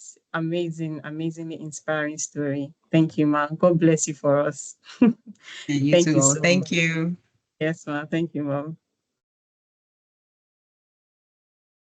All right, we will move on now, Lara. I think we're all sinking the dose in. We're just trying to see. I know. I'm like, am I alone on the call? It's like she dished it out to each and every one of us, and we're trying to sink our dose, take it in. Absolutely. Thank you so much, Mom. Okay. All right. We'll do a sound check now. If you missed the session in the morning, the break, I like calling it the meat pie, meat pie and egg roll. You really missed a lot, the community session, because it was really nice, and a big shout out to Miriam for that. To say a big thank you to our volunteers who have supported us through the events. Amazing on LinkedIn, on the WhatsApp group. They are extremely active, you know. So I was like, this community volunteers are amazing. I won't say ladies, because we have a gentleman as well who have been helping and supporting us. So thank you so much for that. Yeah, Ellie. Yeah, so while we're waiting for Dora, I just wanted to drop a teaser here to say that there's something cooking. We've got a couple of clips at the end of the program. I can't wait. As a matter of fact, founders, I hope I'm qualified to be part of it. I can't allow these goodies go alone. So I just thought it would be nice to share that, and for people to just wait and get their goodies at the end of this conference is worth waiting for. Trust me. Thank you. Thank you so much, sis. Have any questions for us, for MD? You can ask now. A quick one, and this is for MD. I'm sure for those of us that are Gen Alpha, like me, we probably looked up that profile and like 30 years. Do I have to wait for 30 years to be MD? Is there any nugget MD would like to share with us to say, you know what, don't worry, Ellie, you can do this in like 5 years. Just be, very passionate about what you're doing. I mean, just to encourage us, because trust me, these are Gen Zero, Gen Alpha, Gen Z here. I'm not sure we're ready to wait for 30 years. Thank you so much.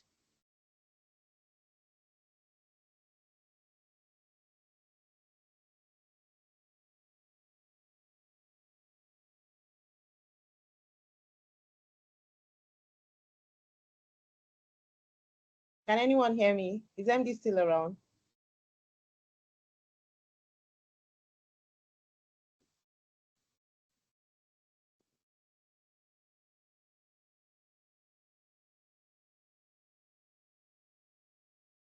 I said she stepped away from her desk. From the desk. Yeah, maybe someone else can share, and encourage us to say, you know what, it used to take so long then, but right now I think there are tools that you can use just to get there faster. You know how it is, microwave generation. So I think I can assist here, and because a lot of people do ask that question to me sometimes also. And I think one of the first thing I would say you do is this. And I thought a couple of months ago, what I feel that if you want to climb or grow in your career journey, I mean, one of the things you need to first do is around goal settings. And today, a lot of us, yes, like you said, that's one of the things that we lack. And so somebody that has the question again around how do I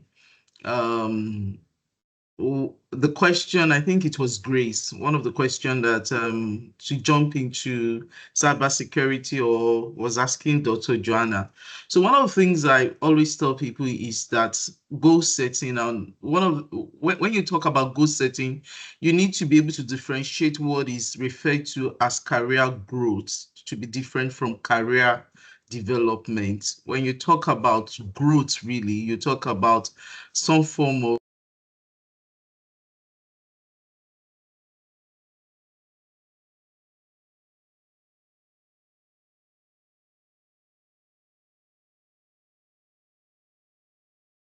MJ, you're muted. MJ, your mic. Who is doing that? Somebody is doing that. Is playing with my mic. All right. So I said, so the first thing you need to do is to identify what are those things or where you intend to see yourself in 2 years' time or in 5 years' time. That's the first thing when it comes to career growth. And then when you do that, you also, after that, identifying it, taking it, you now need to draw up what is called some form of strategies or approaches you need to, attain that particular growth or stage that you have carved out for yourself. And then when you draw that strategies could be a lot of things. It could be, okay, maybe I need to improve on my leadership skills. It might be soft or hard skill. It might be that there's certain courses or certification paths I need to go into. It might be also some soft skills around people management that you have to carve out. Such strategies or approaches that you need to be able to go to that path. Then lastly, you look for a way how you can sustain it. Now you start growing with habits, start coming up with different kinds of habits or patterns that you have to adapt to to conform to that vision that you have carved out for yourself, probably in the next 2-5 years. And so those are the ways today. And then when you start embracing those patterns, you find yourself walking in it, or getting yourself into it in a way that at the end of the day, you become that vision that you have already carved out for yourself. So like I used to say, yes, so people will say, oh, yes, we can't wait for 30 years, just like Ellie said it. But first thing, identify where you want to be. It is all about the goal setting, and then sustain that what you have identified with some form of approaches or pattern that you have carved out to ensure you conform to it, and then sustain it with an habit. An habit here, I'm talking about very good habits where you can form habits around your goals, so it becomes part of you. I think that's the way I will answer that question. So if I'm in your situation, I want to become an ND. I want to start studying who an MD is, probably with some form of, like I used to say to people, part of what you will be doing with your approaches will be some form of informational review. You gather information from people in the industry where you've seen them as successful MDs. You link up with them, look at their work patterns, look at how they have grown so much in the industry. Let them be like mentors to you and all of that. And I believe that is one way you can get to learning how to become an MD. Ellie, I hope I understand. I'm able to help you there. I mean, I hope I'm able to help there. Absolutely, absolutely. Thank you so much, MJ. Yeah. I think Sarah has a question. She had a hand Yes, up. Sarah. Yeah. Yes, my question is similar to what Ellie asked, so that's why I put my hands down, but probably not MD. Mine would be like a manager position, right? I mean, some of us have reached the career stage where we've done like 5 to 6 to 7 years. So I want to ask, what is the switch button? What is that button that can I say to myself, yes, I have mentors, I also have mentors. What is that switch that can say, okay, I think I'm ready now to be like in a manager role. I think I'm ready to move from IC to a manager, right? So that's going to be my question. And I know we have some managers on this call, so if you can help us answer those questions, it's going to be nice. All right, great. Okay. I don't know if I can jump in, if you don't mind. Okay. Please yeah, go for on. 2 minutes. All right. Sarah, that's a lovely question, and I'm so happy that you're passionate about getting into the next role, because I always say, for me, I say to myself, even though you want to become a manager, you should also be a hands-on manager so that you don't get messed up at some point. Start looking at attending seminars around leadership skills, managing the team and all of that, and put yourself in that position. So when you're at work and there's need for a team lead job, that is vacant, opt to volunteer to do it, even though it's not your role, even though you know that, look, that you guys don't pay me that salary. You only pay me the salary for, to be maybe a people support person. But always ensure that, you're there, you're available, you do a lot of voluntary work with your boss, and before you know it, you get recognized. Again, don't forget, always read and read about leadership roles, leadership skills, so that you can help to build yourself. Like, again, I always say, get into that position before you're promoted into that position. Walk into that position, show the people around you that, look, I'm fit to be here. And naturally, you just swim into that position. Thank you. Absolutely. So negotiate your way into a successful leadership position. I think that's just the summary. Just negotiate your way into it. Yeah. Yeah, thank you, sisters. I was just saying in the chat that manager is a title. And for every role that you find yourself in, own it and be responsible. I've been managing for a long time before I even got the title, because I'm the kind of person that believes in your brand. So whenever anyone says, oh, how do I create my brand? I'm like, you create your brand every day. Every day you come to work, the actions and inactions that you do is creating a brand for you. So there are some people that when you hear their names, you're either excited or you're like, what? Why am I working with this person? That's a brand. And it comes with every commitment. You're on a project, you're in a team, you commit to something, you fulfill it, no matter how small it is or no matter how big it is. One of my sponsors told me, Foyin, I know you that anything I ask you to do, you get it done. So it starts from anywhere you are, anything that is committed to you, own it end to end. Take the responsibility of it. Don't imagine yourself as, oh, I'm just this small person in this team. No, this is my task. And and a big difference between managers now, the title, and who are not managers is those other people are waiting for people to tell them what to do. But the managers are thinking one step ahead. They're thinking end to end. And that's one of the things I always challenge my team members with. I said, don't just say, oh, this is the task you gave me and I've gotten it done. No, you need to think the big picture. What's the purpose of this task? What are we trying to achieve with it? This your task is just something, one thing, but there's a bigger picture to why you were assigned this task. So what are we trying to achieve with this task? Then you're not a manager when you're thinking outside of that task you're giving. To say, okay, I was told to install Windows. Why? So I've installed Windows and that's it. But when you start thinking, okay, install Windows, but why are we installing Windows? What's the purpose of this thing? Oh, you're installing Windows on the PC so that you can give the developers something to work with. Also, beyond Windows, don't they need Kubernetes or whatever? Don't they need Docker? Don't they need this? Don't they need that? Why are we not doing this and that? So it's that proactiveness that will naturally make you get there, because that's the big difference. The managers are always thinking one step ahead. And the other guys at the IC are just like, this is my contribution and that's it, and I'm done. And it will just naturally come. Thank you so much. Hopefully we answered the question. So I'm going to bring up our keynote speaker for today, Dona, somebody I am so excited about, her person. I keep saying, we need to give a Nigerian name. And she says, oh, I already have one. My name is Dona. So she is someone who is so passionate about us, Nigerians, Africans.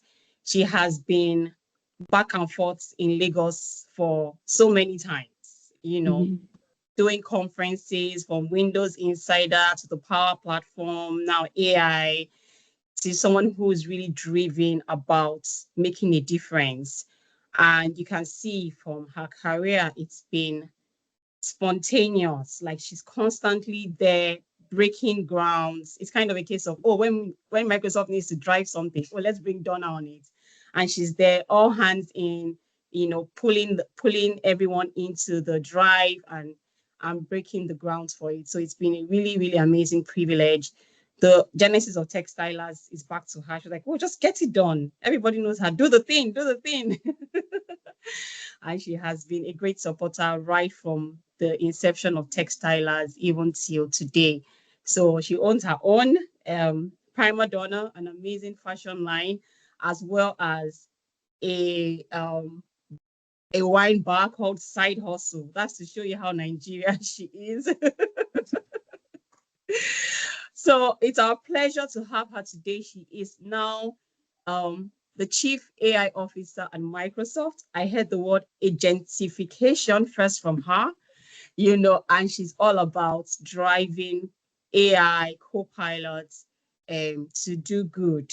So, okay, I see MJ has her hand up as well.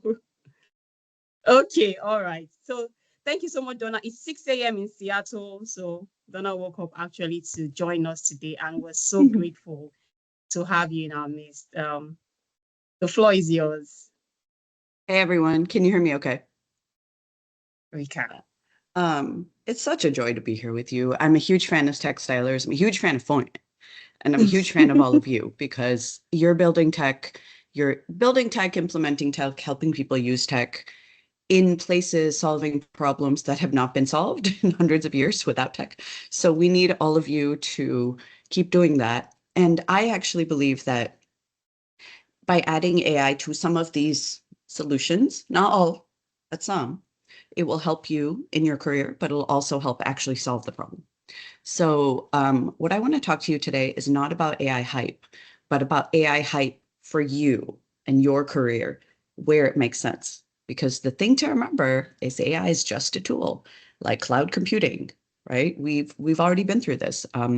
We went from, sheets of paper to machines with things on desktops, right? Word, Excel, PowerPoint, etc. All desktop products, no connection to the internet. Then we went to cloud computing. So then now you're in the era of OneNote, Power Platform, Azure, etc. And now we're in the third era. Well, we went to web and mobile, and now we're in the third era, which is called the AI era.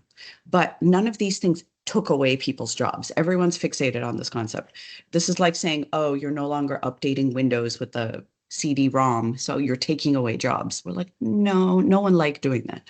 So very much we're going to evolve jobs. And what I want to do is make sure that all of you are leading the way to evolve your own job.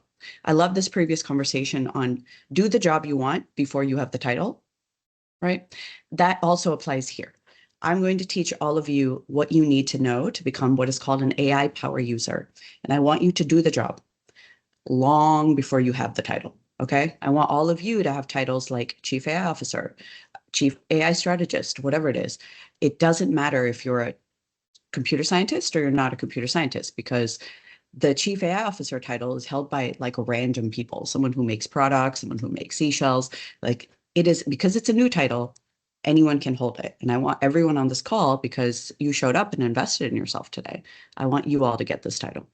So I'm going to share slides, and we're going to have a very honest kind of conversation about what you all need to know. I'm going to give you some examples.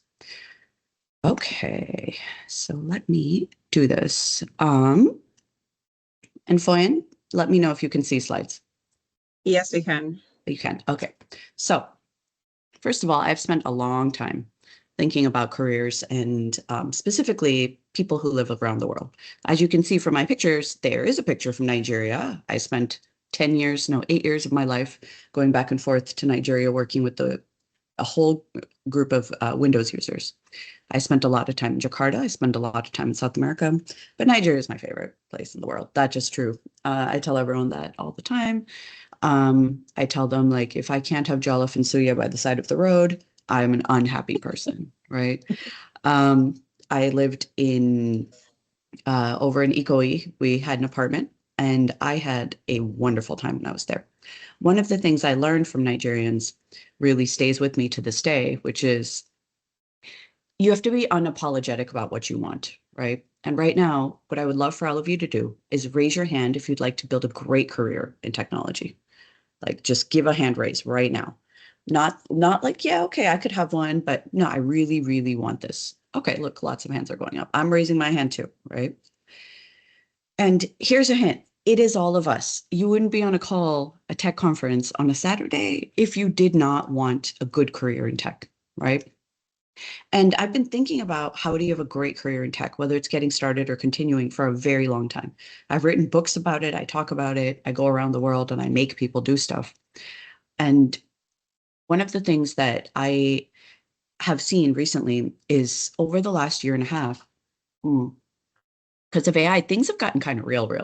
The things that used to work before are not working as well, but there's a whole set of new things that are working for people. So I've got a plan, okay? And I know this works because I've seen it work. And what I would love for you to do is suspend belief, okay, for the next 30 minutes, and just imagine a world where if this plan could work for you, all right? So first, the step one is, this is not new information. You need to learn generative AI. Most of you probably already know it, but if you don't know it, or if you don't feel comfortable, now's the time to take free courses, paid courses, whatever you want. Don't pay too much money, because most of the stuff you're going to learn, the baseline is actually pretty straightforward, and evolves very quickly. So if anyone's saying, oh, you have to spend thousands of dollars to learn generative AI, no, that is just wrong. There's many free courses on deeplearning.ai that you can just take. And again, you don't need to become a machine learning expert necessarily, okay? So what does this mean? I'm going to give you a little crash course. So I wake up and I see AI news every day. That is my job, is to help companies in the world use AI on their own data. So how do you get your data in order and AI over? Okay, so every day I wake up for a year and a half. It's coming up actually on 2 years at this point. Wake up and there's news, right? Remember the saga of OpenAI and Microsoft and Sam and Greg all last year at this time? Yep, I remember, right? All my memories are now about like what happened last year in AI, what happened the year before in AI. And we feel like, oh, this came from out of nowhere and kind of threw the industry in a disarray. But actually, AI has been around a very long time. The concept of AI has been around since 1950, when Alan Turing in the UK announced a thing called the Turing test, right? The Turing test is there for when a man and a machine, not a man, but a person and a machine work together to solve a problem. Can you tell whether the output is from a man or a machine? That is the Turing test. And that was invented in 1950s. But the concept of artificial intelligence, that term was coined in 1956. So just this model of what we call predictive AI, right? This is the legs or hot dog or chihuahua, that computer vision exercise. That's been around my entire life, my entire tech career. I studied machine learning in college in 1998. Okay, so it's been a very, very long time that this field has been around. One of the reasons we are so gun shy, let's say, or afraid or worried or about generative AI is because we've made a lot of nonsense statements in the past. Now, all of you, hopefully all of you won't remember, but I remember Elon Musk, of all the people, he will go out and say strange things, right? But he, in 2015, said, everyone will have self-driving cars in 2 years. There will be no cars you drive yourself in 2 years. And I'm like, my dude, you are from Africa. Let's revisit, right? I'm like, you are literally from Africa. You are not from Silicon Valley. What is wrong with you? You know that's not true, okay? You know that's not true. I say as someone who lives in the US, and there are no self-driving cars in my area. I've never even seen one in Seattle. The only place I've seen them is San Francisco. It's just not true. Then you've got this guy over here saying, okay, all radiologists, people who do x-rays, will be obsolete in 5 years. In 2016, he said this. This job's going to go away. Machines are just going to do it.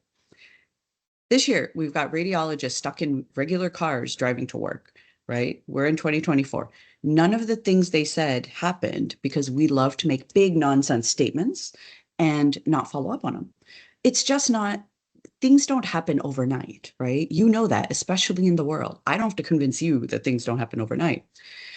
But the thing is that unlike a lot of hype things in the past, like, remember crypto? That was a huge thing. Everyone's like really into crypto. AI actually, there's some value in AI, not in all scenarios. AI is not driving us around in cars, but companies are solving problems they haven't been able to solve in decades. And one example I saw was Amazon migrated their coding platform from Java 6 to Java 7. Boring, right? Before, it would have taken 4,500 dev years to do that. So no one actually wants to move a coding platform. That sounds terrible because that's not anything new, that's just doing compatibility. But using their own version of generative AI called Q, they made like a GitHub Copilot type thing to migrate their code base.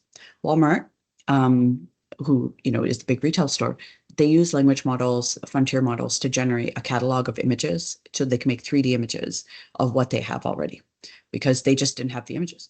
That's not something any person would have been able to do in this life because Walmart is in every country and they have millions of pieces of inventory. So there are companies who are finding value. And a question that I would love for everyone to really wrap their head around is what exactly is generative AI and how does it work? Okay. So generative AI is powered by a thing called a GPT, right? A chat GPT or whatever GPT. And that stands for generative pre-trained transformer. And you probably know what this is, but I'm giving you language so you can explain it to other people. Okay. Generative meaning generates new data. So predictive AI is like dog, cat, what is this? A dog. Generative AI will say dog, cat, here's a new dog or a new cat, okay? Pre-trained, trained offline. AI is not stealing your data because it's very expensive to actually steal your data and retrain a model in real time. That's not how it works. And then transformer. Transformer is a thing invented in 2018 that says, if you look at a sentence, which word deserves the most attention? And that transformer is really the magic of generative AI. So let's do an exercise, okay? Imagine a sentence. We go to work by train, okay? This sentence, each word is going to get broken into a thing called a token. Now, a token is somewhere between 3 and 4 syllables. Okay, so these are short words, but a long word like Nigeria would have probably 4 tokens. So what happens is now the large language model takes the sentence, and chooses one word. Let's look at the word work. Okay, and in the data set it was trained on, it starts looking for similar words that were near it in the data set. So along with the word work is going to be a lot of words like downtown, travel, commute, analyzed, blah, blah, blah, work words, right? And then it's also going to find a bunch of huge set of words next to the word work, and then a huge set of words that are not near the word work. So not near the word work are zoo, zebra, polka, atmosphere, right? So we now have two sets of lists. So it creates a thing called a vector. A vector is like an array. Think of it like a list of values. And then in it will be a percentage on how close that word is to the word work. So you can see the percentages of like rewarding creative are very high, and the percentage of like zebra, polka, dove are very, very low. Okay, so this vector is now symbolizing what the word work means. The AI has no idea what the word work means, but from the vector, it will say the word sea and the word ocean will have similar looking vectors. The word football and the word soccer will have similar looking vectors. The word sea and the word football will have different looking vectors. And that's all. That's how a language model understands what a word, air quotes, means. It has no idea what the word means.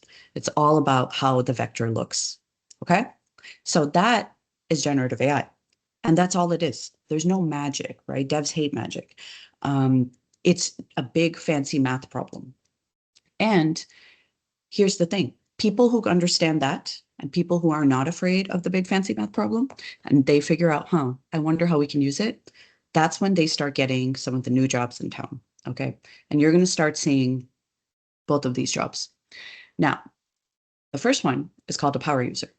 A power user is somebody who has a totally normal job, right? They can be in finance, HR, legal, operations, whatever it is. They are saying, I'm going to start to use some of the tools, Microsoft Copilot, ChatGPT, Claude, whatever, I don't care.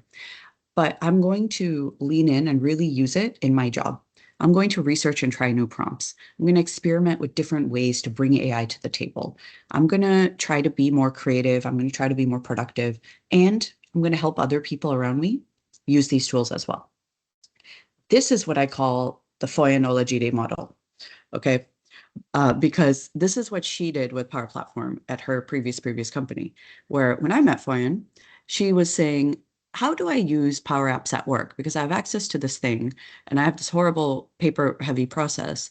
How do I use this technology to solve this problem? And then once I figured that out, how do I teach others to do it? It's literally the same framework. It's the same thing. So the Foyins of this generation now have a fancy name. The Foyins of last generation used to be called citizen devs, right? Now they're just called makers or devs or engineers or whatever. This job role is now called AI power user. It's just going to be called AI expert, right? Soon. So work on thinking about in your job, what are common workflows, right? What are things you do all the time? For me, in my job would be, I look at Azure DevOps, where my list of work items are, and I have to give a status on it for my team every week, right? And I map it against our goals database, and I say, how are we doing with our work items in the goal database? And it generates me a little report, a status report. AI does that for me. Before, it used to take me like a solid 1 hour a week. I'm not doing that anymore. Now it takes a minute.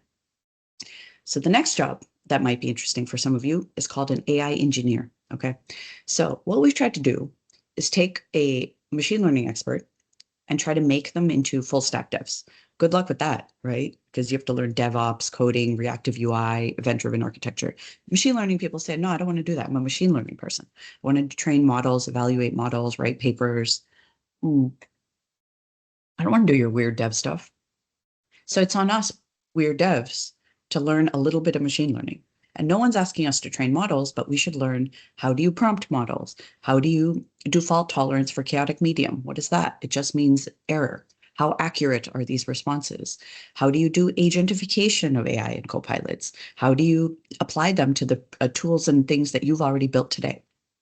So the more you learn about AI and machine learning, the more you can say, oh, look, it's just an API call that does some stuff in the background. So how do I apply that to the things that I'm already building today? If it makes sense. And a big part of AI is saying it makes sense to have AI here, or it does not make sense, because AI all the time is not the answer. So how do you learn about it? How do you keep up with the industry? There's the technical learning. So courses on deep learning, there's tons of free ones. Do the free ones before you start paying for anything. But if you want to follow what's going on in the industry, LinkedIn and Twitter are your friends. Okay. So the three people I follow like clockwork are Ethan Mollick on Twitter, Jeremiah Wang, and Rowan Chang. So they run newsletters and things about what's going on in the industry. These are usually about new tools, like new tools that work, etc. So because I don't like experimenting with 1,000 tools, I follow them to see what's going on and what relates to me. So that's like the big chunky meaty thing, right? But the second part is like, you got to do hands-on tech stuff. So what does that mean? First, if you're not coding or making, like coding or making, okay? When I say learn to code, I mean building stuff. You'll see me in airports and random places coding in Python all the time, but I mean just like making it. The next thing you want to do is do what is called choosing a niche, okay? So I want you to talk about generative AI, not in a general way, but related to a thing you do. When I first started learning about AI, I was working in accessibility at Microsoft. So I talked about, okay, accessibility and neurodiversity because I'm dyslexic, right? So I said, okay, how does AI help people who are dyslexic? Oh, cool. Helps me summarize long papers, helps me start these papers, helps me identify what's in this image. What does this mean? So it helped me like have a unique niche, because still to this day, there's like 2 people in the world who do AI and accessibility, build credibility because I know accessibility pretty well, and applying AI to it, I'm not just being random, help me go deeper and really understand the real problems in the space rather than surface level. And then it helped me build my brand around doing AI and accessibility, right? So there are 3 real ways to build a niche. You all know how to do this, like you know very well. I don't need to tell you. But for me, the 3 things that have worked is, one is the and, right? So I combine things like I love travel, I love entrepreneurship, and I run a wine bar. So how can I build a wine co-pilot that helps give me recommendations from all over the world based on what I've tried, taken pictures of bottles of wine all over, use that to, do retrieval augmented generation on my Copilot, and now I'm able to get local recommendations, right? Second one is the focus. I did accessibility. Now I'm going to focus on neurodiversity, and then my passion is ADHD. How can I really use AI to understand ADHD and dyslexia better? And the third one is called the bridge. So you use expertise from here to solve problems in the other. I am a fashion designer. How can I use 3D modeling to improve augmented reality and the AI around that, right? So all of these work. And one of the things I want to show you is that you absolutely have to learn to use AI coding tools. If you are a coder or a software engineer, or if you're a maker, learn to use the AI tools for that job itself, okay? Now, GitHub Copilot, like many of you have seen this, I'm not going to show you a long example, but I used it to actually build my wine bar website. And all I did was say like, build website for wine bar in Seattle using this list, etc. Okay. And again, do real projects. Don't just do code samples. A lot of people just do a code sample and make a GitHub repo full of samples. You should have a complete project, right? It does not need to be complicated. And I don't need to tell you how to find work. Okay, there's a lot of work. Local startups, nonprofits, schools, universities. If I had to start over right now, I would go to the law library at my college and say, what do you need help with? Because they're going to have a million books that need reading and all of this. So I would probably build them like a wine, or not a wine copilot, though lawyers probably need that too, like a lawyer copilot or something like that, right? Do real projects. Here I am fighting with Python, right? Sitting at my wine bar trying to like make my wine copilot. Like this is a thing I was doing recently. If I had to start over, like from scratch, what I would do is start building something like an AI travel agent, right? And I built this in AutoGen Studio, which is free. Don't get too attached to it. We're about to introduce new agent building things. Agent is just an AI or copilot that takes action, right? It's very straightforward. So I would build a travel agent that does something like, oh, okay, this thing, I say, oh, I need to plan a trip to Istanbul. It would help me identify flights, identify hotels, language, etc. Then I would start contributing to open source projects in my area. So once I build my own, I'd say, oh, look, here's a TravelMate. Let me contribute to it. It's in Java. That's nice. There's a lot of contributions here, but I can contribute my brand new language, Python, right? So then I would publish real code, like the thing I made, to my website or to app stores. So people can say, oh, wow, this is a real thing that I can download and use. And then once I have actually done the work, then I would talk about it, right? A lot of people go to talking about it before they've even done the work. So put your startup side hustle project on your LinkedIn, right? You need a LinkedIn profile with a photo, like an up-to-date info on what you do. And you have to put your project somewhere on there. Be like creator of blah, blah, blah project, okay? Then you want to talk about your project at least once a week. So whatever that looks like. This is my friend Moyo, by the way. Moyo comes from a completely different background, non-computer science. He said, I want to learn AI. So he built this thing called Calvin, which helps him do a bunch of, well, first of all, he did like an election AI thing, which I thought was very, very cool. And then he's just started a company called App Magic and publishes all of this stuff in his GitHub and on LinkedIn. And he's driving like tons and tons of customers this way. He's building a brand in public as someone who knows a lot about AI, but he is doing it by building. He's not just talking about it, right? You know what I mean? Like those people who just talk about things without having done things. I highly recommend you engage with people doing similar stuff, like coding communities on Discord or Slack are a really good way if you don't know anyone in person. Okay, I'm a huge fan. But it's so important that you build a reputation as someone who does things. Okay, so I always, whenever I'm learning something, I start 100 days of something, right? I did 100 days of Power Platform, 100 days of accessibility. Now I've done 100 days of AI, where I said, okay, day 7 of getting skilled up in AI. AI is good for some things, not all things. And then I'm like, here's my scenarios: neurodivergent person's best friend to summarize, rewrite, create. And I show in public what I'm doing, but it's doing, not talking about. And then the questions people have, these are the ones to answer in your project going forward, right? Because that's signal. So one person I want to talk about is called Lewis, who is a friend of ours in the Power community. So I met Lewis when he was 16 years old. He was in high school, in school, and he said, hey, I want to be an engineer. I said, okay, so keep building things. He built something for his classroom. I said, keep building things, keep talking about the use cases, etc. So he built up his GitHub repo.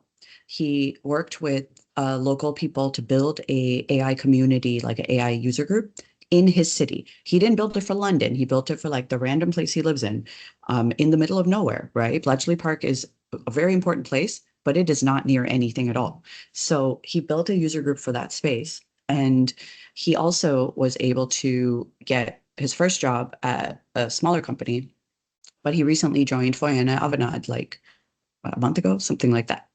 But the key was he built this career himself by doing stuff online, by doing stuff in person, by keeping on going with this blog of his called lewisdoes.dev. And he shifted. If you see the blog, you'll see that he started with being low-code Lewis, and now he's doing lewisdoes.dev so he can get into AI, okay? But he's 22 years old, something like that, very young. And he's DIY'd his own career by taking control into his own hands, right? So if Lewis can do it, you can do it too. And he says, reach out if you need help. He's more than happy to help. So I'd like to say, when you're on social, a lot of people just spam, see my project, see my project, see my project. That's not social. You want to comment 10 times on other people's posts with insightful words and questions for everything that you share, okay? Now let's talk about in real life. I don't need to tell any of you this. You're very social animals, but some people hate social. And here's the thing. In person is often when jobs are gotten, okay? Attend other people's local events and meetups. If there aren't any, create some, but they don't need to be huge. Create them in your local area, because companies, guess what, still have problems that need to be solved. So you want to volunteer, okay? Show up and be a volunteer for a greeter, like a buddy or someone who signs people in or moderates, whatever it is. You don't need to go be in front of the room on the first session. It really helps to just be a facilitator or helper, to really understand, what is this organization about? What are these events about? There's no events, get with a few friends and organize. Like, this is what Lewis did. And by the way, they just won User Group of the Year at this conference I was at last week. And it's their first year because they've driven so much value to it with just the kind of content and the speakers and such, right? So once you're having an event, invite local companies, universities. That's a big thing. People forget to invite universities. There's a ton of jobs there. They need tech. They need people to do stuff. Build relationships with the people who come. On the first meeting, don't say, "Hi, I'm Donna. Please hire me to work at your company." No, say, "Hi, I'm Donna. I'm a greeter here. You know, I really like the talk you guys gave on what project you're working on. I'm building a travel co-pilot and I found generative AI to be super useful, blah, blah, blah, blah, blah." Lead with the value you can add, not, "Hey, hi, nice to meet you. Please give me a job," because that's random. Participating in hackathons is a great way to show your tech skills and build relationships, right? Because this is how you show your technical skills. You don't need to throw one right away, but participate if there are any. Again, the universities around you will have hackathons. I've participated in like 30 hackathons in the world, and they're always very, very good. And then the fifth step is applying for jobs, right? If you're going to apply for an AI job, put your startup side hustle project on your resume and tailor, right, using the keywords from the job description. Don't do the same resume for every job because people are using AI detectors, right? So make sure you tailor using the keywords. You should have one specific version of your resume for each job that makes you intentional on what the job is even versus mass sending out resumes. If you're going to do cover letters, write one explaining like, "Hi, my name is blah, I built this thing. Here's why I'd be a good fit. Here's why I admire your company." Be specific, past experience, projects, etc. And then as much as possible, get a warm introduction, right? That means someone you know. And the way to do that is to actually go build a network out there, right? You want to go out there and say, "Here are people I know through LinkedIn, through Twitter, in person, who can do an introduction because they've seen the value I add." Okay. And of course, there's going to be homework. Ready? First, keep in mind, we're only on year 2. I call this the Nokia flip phone era. We're still there. This era is probably moving a tiny bit over, but most of you don't know what Nokia flip phones are. You're very lucky. But they were what we thought, we didn't believe iPhones were going to change everything, iPhones, Android phones, because Nokia flip phone did 3 things. You can make phone calls, text, and play Snake. But until makers, developers, designers got involved, iPhone wasn't anything.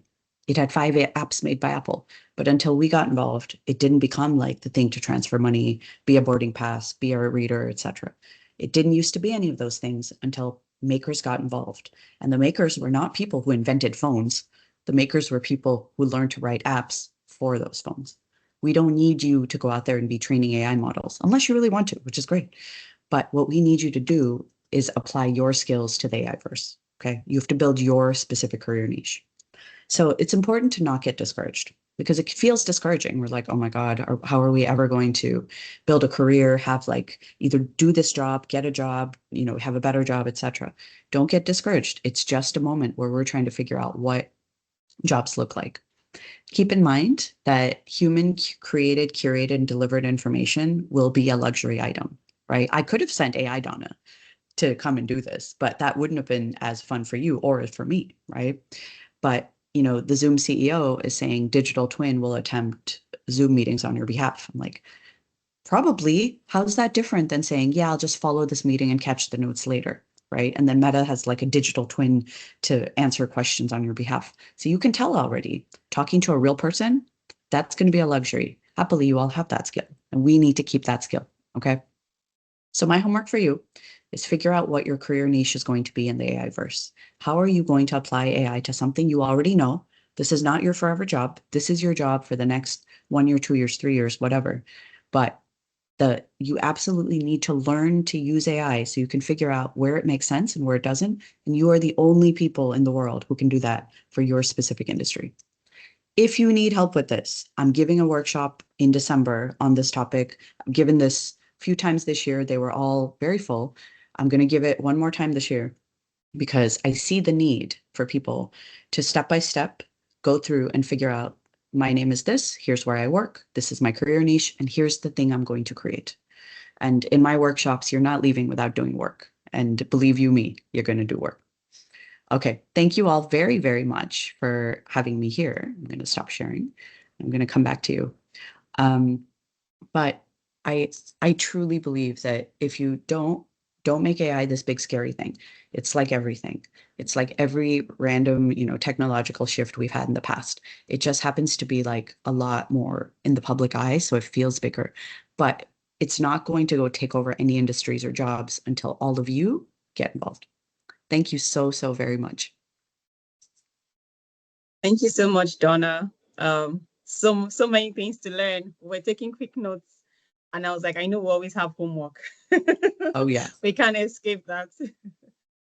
Thank you. Thank you so much for your time. Of course. Thank you. Have a great day, y'all. You too. Bye. Thank you. Bye. Good afternoon, everyone, and thank you, Dona, for that powerful keynote. It was really, really insightful, and I'm able to learn a lot from you just on this session. And now it's time for the Community Members Corner, where we want to showcase and celebrate the incredible journey of our community members. So on this segment, we have 3 speakers, and I'm just going to go straight to introduce our first speaker for this segment in the person of, it's not changing, the person of Cephas Chukwuwike.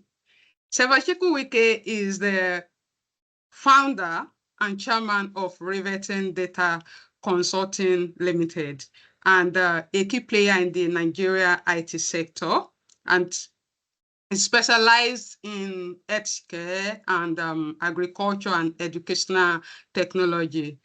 And as a partner, as a Microsoft partner, right, for startups, he leveraged Microsoft resources to foster rapid growth. Cephas is a first-class graduate in animal science from the University of Benin and holds multiple certifications from esteemed institutions like AWS, Microsoft, and then his deep expertise in agile development and Azure technology enables him to deliver innovative solutions. So please, without further delay, let me bring Cephas on the call. Please help me welcome Cephas as he take over the stage. Cephas, please, over to you.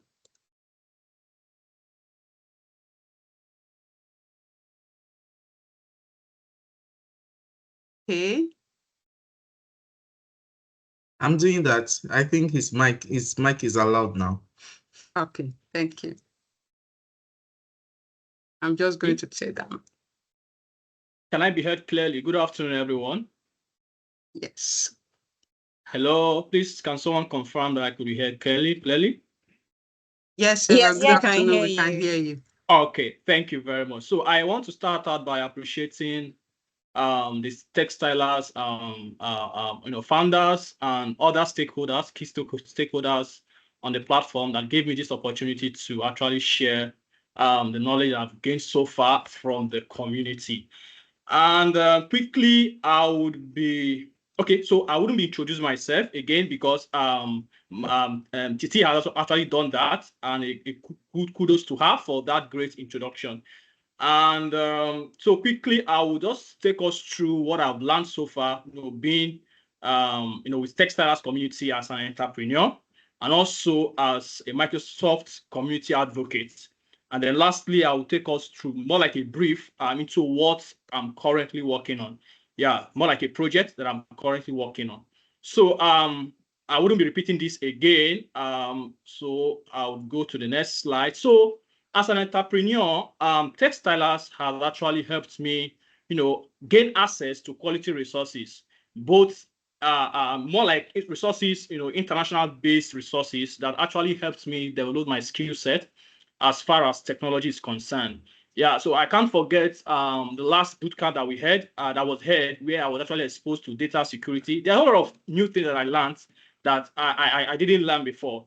And kudos to TechStylers for that great opportunity, and as well as the Microsoft Copilot. So in the journey to building my business, Microsoft Copilot has been a great tool in terms of ideation, and in terms of working towards implementation. Yeah, so it's been a great tool. I never knew how to use it very well until when some trainings were actually conducted on Microsoft Copilot.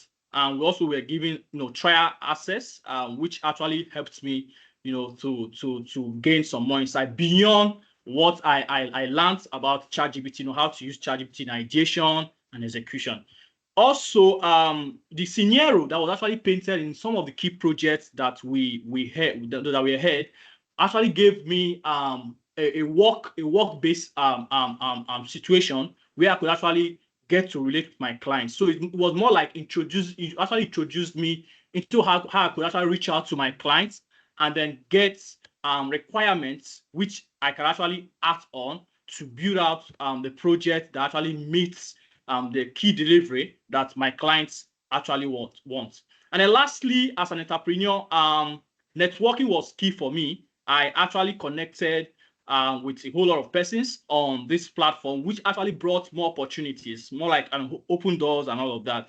So these are some of those key ways, being an entrepreneur, how I actually gained from TechStylers. And then how did I gain as a community advocate? So I have always had this ambition to actually give out, because I believe that beyond getting, it is very key to give out. So this actually was the reason why I actually invested quite some time in advocacy, community advocacy. So I actually was able to build a micro community, sort of micro community in Delta State, Nigeria, where I was able to bring some young people together, and then I was able to expose them to the resources that TechStylers actually made available, and I also gave them some form of mentorship. And then we were able to go for the last concluded Microsoft Imagine Corp competition, the junior stage. So I was able to go with them to that, and it was a kudos. It wasn't actually possible without that form of knowledge that was shared from the Microsoft TechStylers community, because I don't know it all. I have more expertise in the data platform, so I needed some other persons to tutor them, and it was a great success. And then also the model, TechStylers actually modeled a way to build a community, and this was what I leveraged on to ensure that I am in alignment, to building something that is world standard, in terms of relation, interaction, and all of that. So it's TechStylers actually served as a good model, to building the micro community that I have in Delta State, Nigeria. And then also the TechStylers space gave me insight as to how to forge my volunteer volunteer experience. So it's actually let me know how to move up the ladder as far as volunteer is concerned. Volunteering for community volunteer is concerned. So I knew how to. Currently now, I actually volunteer for Microsoft User Research. And some of these things were gleaned from some experiences, both directly and indirectly, from TechStylers community. And then lastly, I'm currently working on a project, being in the healthcare space, healthcare, agriculture, and education space, because these are some of those key places I believe that they are very needed in Africa. So I'm actually trying to see how I could leverage some of those tools for the Microsoft for startup, to see how I can delve into building solutions that solve real world problems. And then this is a project I'm currently working on. It's actually a multilingual virtual healthcare diagnosis and AI-assisted drug prescription solution for healthcare providers. So this is basically to reduce. You see, there are some diagnoses that are actually wrong. Doctors, they don't know it, or they don't have the knowledge base in their head. So building an AI assistant that could actually diagnose, leveraging IoT as well, Internet of Things, to pull out data from patients, and then the AI can act on this data to actually decipher what is wrong with these patients, and then bring about a prescription, drug prescription, and then given to the ethical use of AI, it's not just going to be fully automated. So humans, like doctors, will still have to go through the result, the prescription that was actually suggested by the AI tool before it can be released to the patient. So on this note, I'll be drawing the curtain. And once again, I want to thank you for the opportunity given to me to make this presentation. And I want to appreciate TechStylers for the great work being done. I have benefited immensely from your contribution to the tech community. And then I just want to spot this out. I am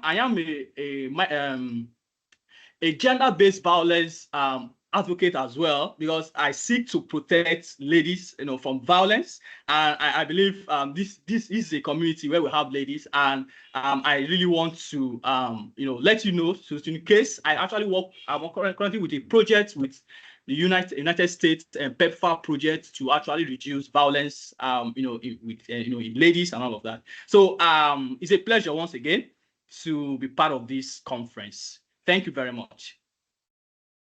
Thank you very much.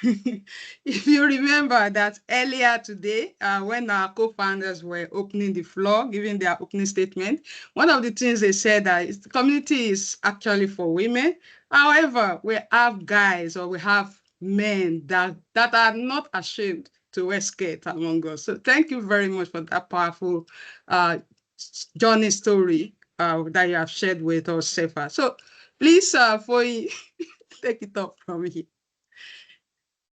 Yeah, thank you so much for the amazing presentation. All right, our panel session. Okay, I'll just share my screen. 1 second, please. I'd like to welcome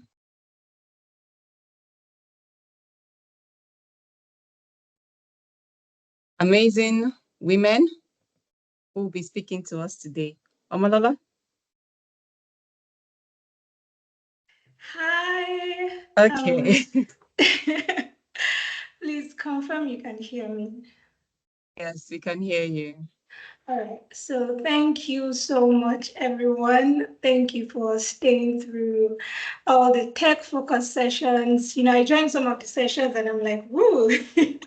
There are so many things to learn here. So, all right. So now we want to just quickly shift away from, tech-focused sessions, and we want to balance some things. We want to balance how mental health, managing stress, building wealth, and navigating through some life challenges, especially the ones that are really particular to women. And that's what we'll be talking about in this particular session. Okay, so we are tuning down a little bit on the tech and we are going into the practical life. So what happens after tech as a woman?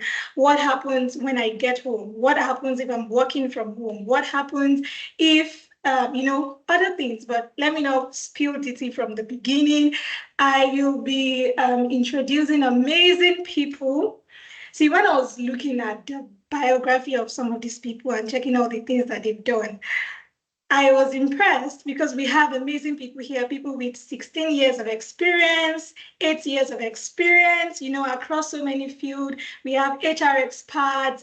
We have people that are actually pushing through their own personal, what people would call disability, and they are shining, right, as women in tech. All right, so I don't know if my panelists are up. So I'm going to allow them come and introduce themselves in the particular order that we have on the screen. We'll have Mrs. Adegoke go first. Then we have, yes, just in this particular order. So we have Mrs. Adegoke go first. We'll have Mrs. Tosin go after. We'll have Mrs. Tinuade. Then we'll have Mrs. Stephanie. One minute introduction of who you are and what you think this whole session is going to be about. And we'll dish the questions and we'll go from there. So hi, Mrs. Adegoke, are you here?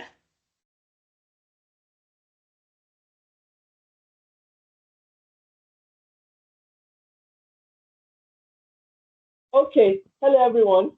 My name is Adepeju Adegoke, and I actually was thinking maybe I need to change career and start in AI, because it's been so exciting all I've heard about. So I'm an HR consultant, I'm a coach, I'm a facilitator, and my primary aim in life is just to help people maximize, help organization maximize. So if you need maximization or optimization, as you guys say in tech, I'm your lady. And by the way, I'm a transgenerational one person. So I'm Gen X in my body, but in my mind, I'm Gen Z, Gen Millennial, I'm Alpha. My mind. Awesome, awesome. I love when people actually call themselves Gen Z, right? Thank you so much. It's such an honor to have you on this panel. Mrs. Tosin, are you here? Please introduce yourself in 1 minute. Yeah, welcome. Happy to be here. I'm Tosin Toye. An IT professional. Well, over the years, I have skilled through different sectors. So what I do basically, I'm interested in helping people, business, learn about tech. And what I do is learn what they do and then come up with solutions that will help their business or their enterprise to thrive. So over the years, I've really realized that a lot of people struggle learning what tech is and how it is. And so I'm passionate about simplifying it and making it easy for anybody who cares to learn. Like Joy, the speaker said, simplifying and making things easy. Yeah, so I'm passionate about that. And, Awesome. I'm sure that all that would definitely help us in this session today. All right, Ade, are you here? All right, so let's go to Mrs. Stephanie. Hello. How are you doing? Are you here? Please introduce yourself in 1 minute. All right, thank you very much. Hello, everyone. I'm happy to be here. I'm Egharevba Stephanie, and I currently serve as the Diversity and Inclusion Lead at the Mastercard Foundation Youth Advisory Council. And my work focuses on creating inclusive environment and spaces, and also advocating for accessibility, especially in the tech industry. This tech industry, we have diverse perspectives, and it's essential to innovation and progress. And I believe this section will be about strategies, sharing strategies, and it's an opportunity to dive into the way we can manage our mental health and also balance our career pressure, and also talk about inclusivity also. And my hope is that by the end, you feel empowered to tackle, the challenges that will come your way with new perspectives, and more importantly, you get the support of a community that understands. Yeah, thank you very much. I look forward to the session.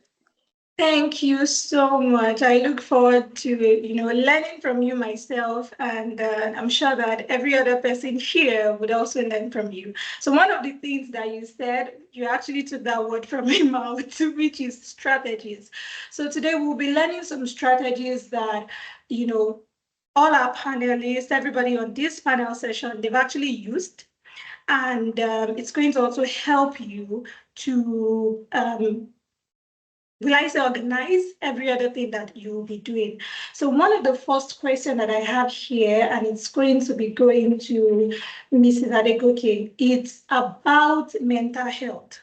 Now, whatever it is that you are doing in tech, it's important that your mental health is intact. When I say mental health is intact, I mean that at the time you're about to start working, right, you have your mind and your head focused on one thing. You don't want to start working, especially if you're coding or whatever thing you're doing, and you're scattered, right? You're scattered somewhere there. So we want to balance all of that. So the question that I'll be asking you is, what role do you think HR actually play in mental health? Because most people will say, oh, this company, they're stressing me so much. I don't know how to put all of this in place. So how do you think HR can actually, promote mental health, help all the employees to at least manage their mental health? Okay, thank you. First thing first is a safe environment, psychological safety. where people can own up and talk about how they're feeling, and that's number one that HR has to do. And HR has to push policies, and the policies have to be also driven from top to the bottom. Leaders have to, embrace that workers have their own challenges too. They shouldn't be afraid to come out and speak. I know that people of my own generation, they always say, in our own time. Yeah, that was our own time, but it's a different time now. And it's not about changing things, it's about evolving. It's from Apami Romi to, I don't know, my own that phone, that heavy phone, to phones that are so lightweight now. So you can't say because that's what. So create an environment where people feel safe. Introduce employee assistance programs where people can access specialist attention, counselors to help them if they're going through stuff. But the most important thing is also to create a culture that enables people to think positive. HR should find a way of ensuring that all this talk about, Nigeria is this, Nigeria is that, don't allow that in your organization. I'm not saying things are not real, but you see, create an environment where people can see things from a positive perspective, not always thinking about how things are not going well. For instance, when Madam Jimmy called me yesterday, I was still out till 12 a.m. early in the morning. And I had a meeting this morning, almost 3 meetings, and after this I have another meeting. And I just told myself that we're just going to run through, we're going to slide through it. Just have that thought and that, okay, after today then we crash. But as of today, TechStylers we must show. In the evening we will show. Then after that, whatever happens, happens. That's the positive way of looking at things. So that's what I would say. So HR creates psychological safety, policies that drive the place that people feel safe, particularly in the tech environment. And everybody says tech is stressful. See, every work is stressful in Nigeria. Every work is stressful. So let's just create that environment that has nothing to do with only tech. It has to do with everybody. So let people feel free to share what they're going through. Let top leadership buy into that, make people feel comfortable. And then even the individuals themselves, teach them to have a positive mindset. Self-care, very important.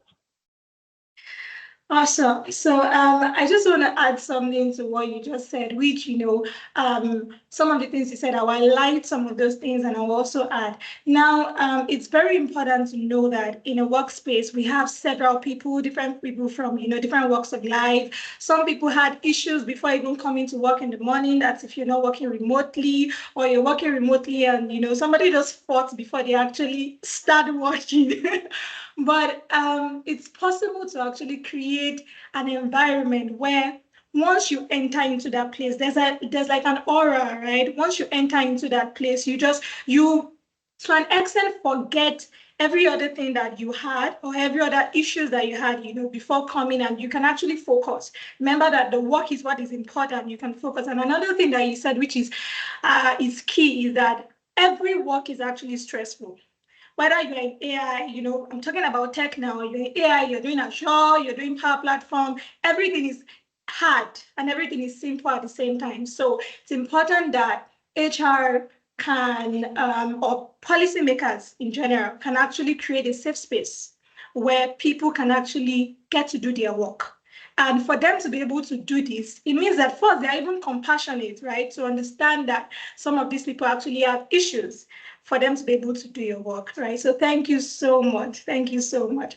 So now, bordering on what you just said, I am going to throw the next question to Mrs. Tosi. And the thing about tech, anytime people hear tech, right, whether it's coding or it's not coding, or it's, product management in tech, customer success in tech, people attribute it to stress. They're like, oh my God, right? People attribute it to stress. So now, from your own experience, how you work and, any other thing that you might want to share about how we can actually effectively reduce stress. Stress is constant, right? But how do I actually reduce the stress?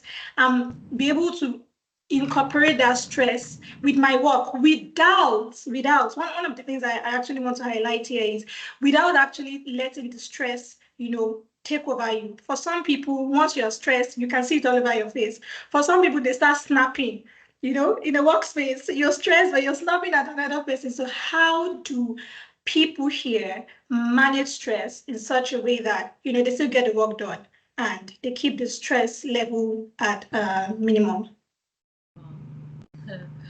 Thank you very much for this question and this opportunity. You know, I recently was telling some people in my team that I really am trying hard to reduce my stress levels. So anything that will bring stress to me, I refuse it because Nigeria is already as it is enough stress.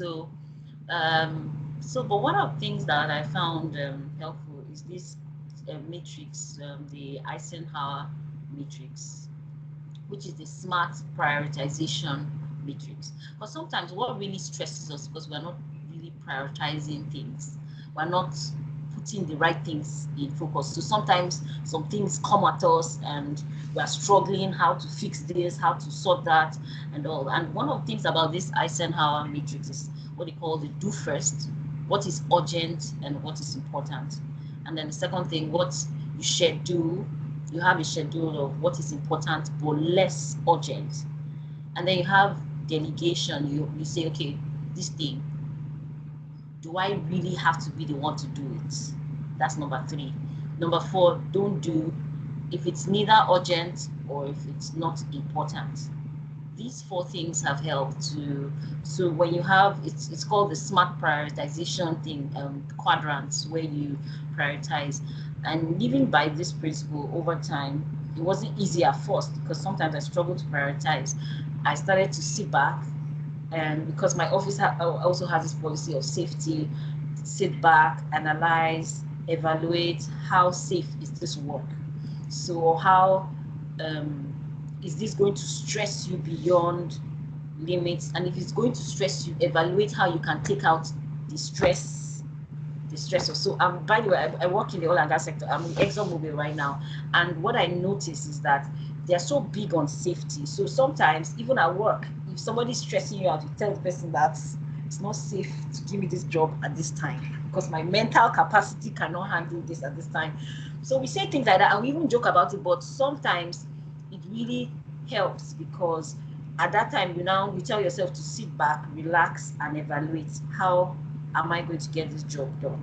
So that way I observe that it has helped me avoid stress. So by the time I sit down, start listing the steps, sometimes I realize that some of the things that even these things that are stressing my head are not needed. I don't need to do those things, or I don't need to put them as priority. So the first is prioritization. It really helps to burn down stress a lot at work. So the first thing, if you go by this matrix, do first, which is what is urgent and what is most important. What does your boss say he wants ASAP? What is that thing that he wants ASAP? How stressful is it going to be on you? And if you really feel it's too stressful, delegate it. And then schedule the ones that are important but less urgent. Then delegate, then don't do if it's not very urgent. Because sometimes being in the IT space, for example, me, sometimes I happen to be the only girl in my team. So, so sometimes dealing with the male energy can be a lot because sometimes they don't want to understand that I'm a lady there, and so sometimes I have to go with the whole, and yes, so sometimes I have to say what is urgent and what is important, because sometimes they just go, everybody just and everybody just juggling up things to get work done and get stuff done, and so sometimes I have to sit back and say what is most urgent, what is most important at this time, and then I have to schedule some things that are important and then but they are less urgent, then delegate sometimes, and I beg them, I use my women power sometimes. Please, could you help me do this? Yeah, so that's one of the things. And because I also go offshore sometimes, so what happens is when I have to do that, because offshore is more stressful than when you're when you're onshore. So sometimes I have to engage delegation. That's where I have to get other people in the team to help to reduce the stress and all that. So I think that's Amazing. Amazing. Again, I'm going to highlight some of the things that you have said, right? Now, you talked about prioritizing things. So anybody on this call, in this conference, we all have something on our phone called alarm. You see, alarm has saved me so much to help prioritize things. So you get to work, you have alarm, you have on your phones, you have alarm, then you have, what's it called? You have to do stickers and all of that, maybe sticky notes. So it helps you to actually organize when you get to work, or if you're working from home, what are the things that I need to do today? You list everything out, 10 things. So like she said, you want to prioritize. So what are the ones that if I don't finish today, it can harm the company, or if I don't finish today, they will remove my head, something like that, yes? So you put that one first. Okay, what are the things that is important after that one? So you do the whole prioritization.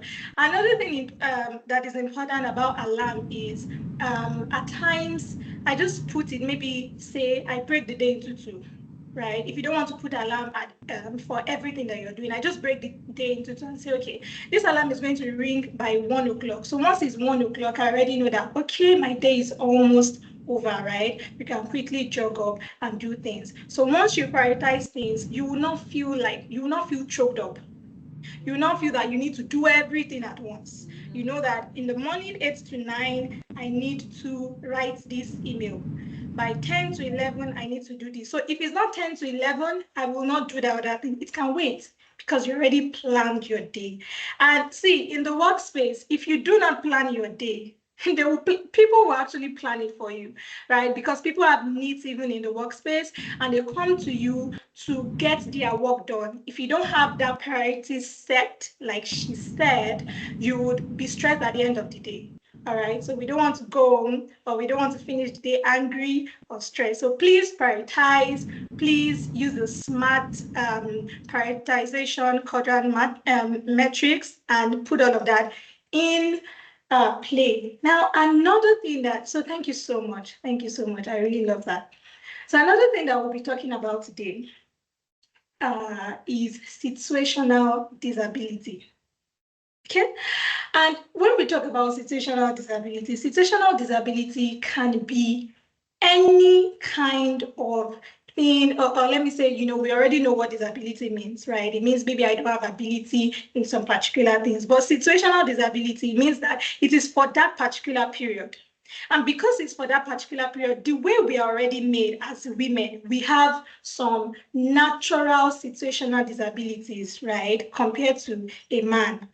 There are some particular days in the month that you are stressed, not because you want to be stressed, not because you're not prioritizing, not because your workplace is not has not created that aura for you, but because your body system is not just in the right place. So you're going to work, or you're starting your day already.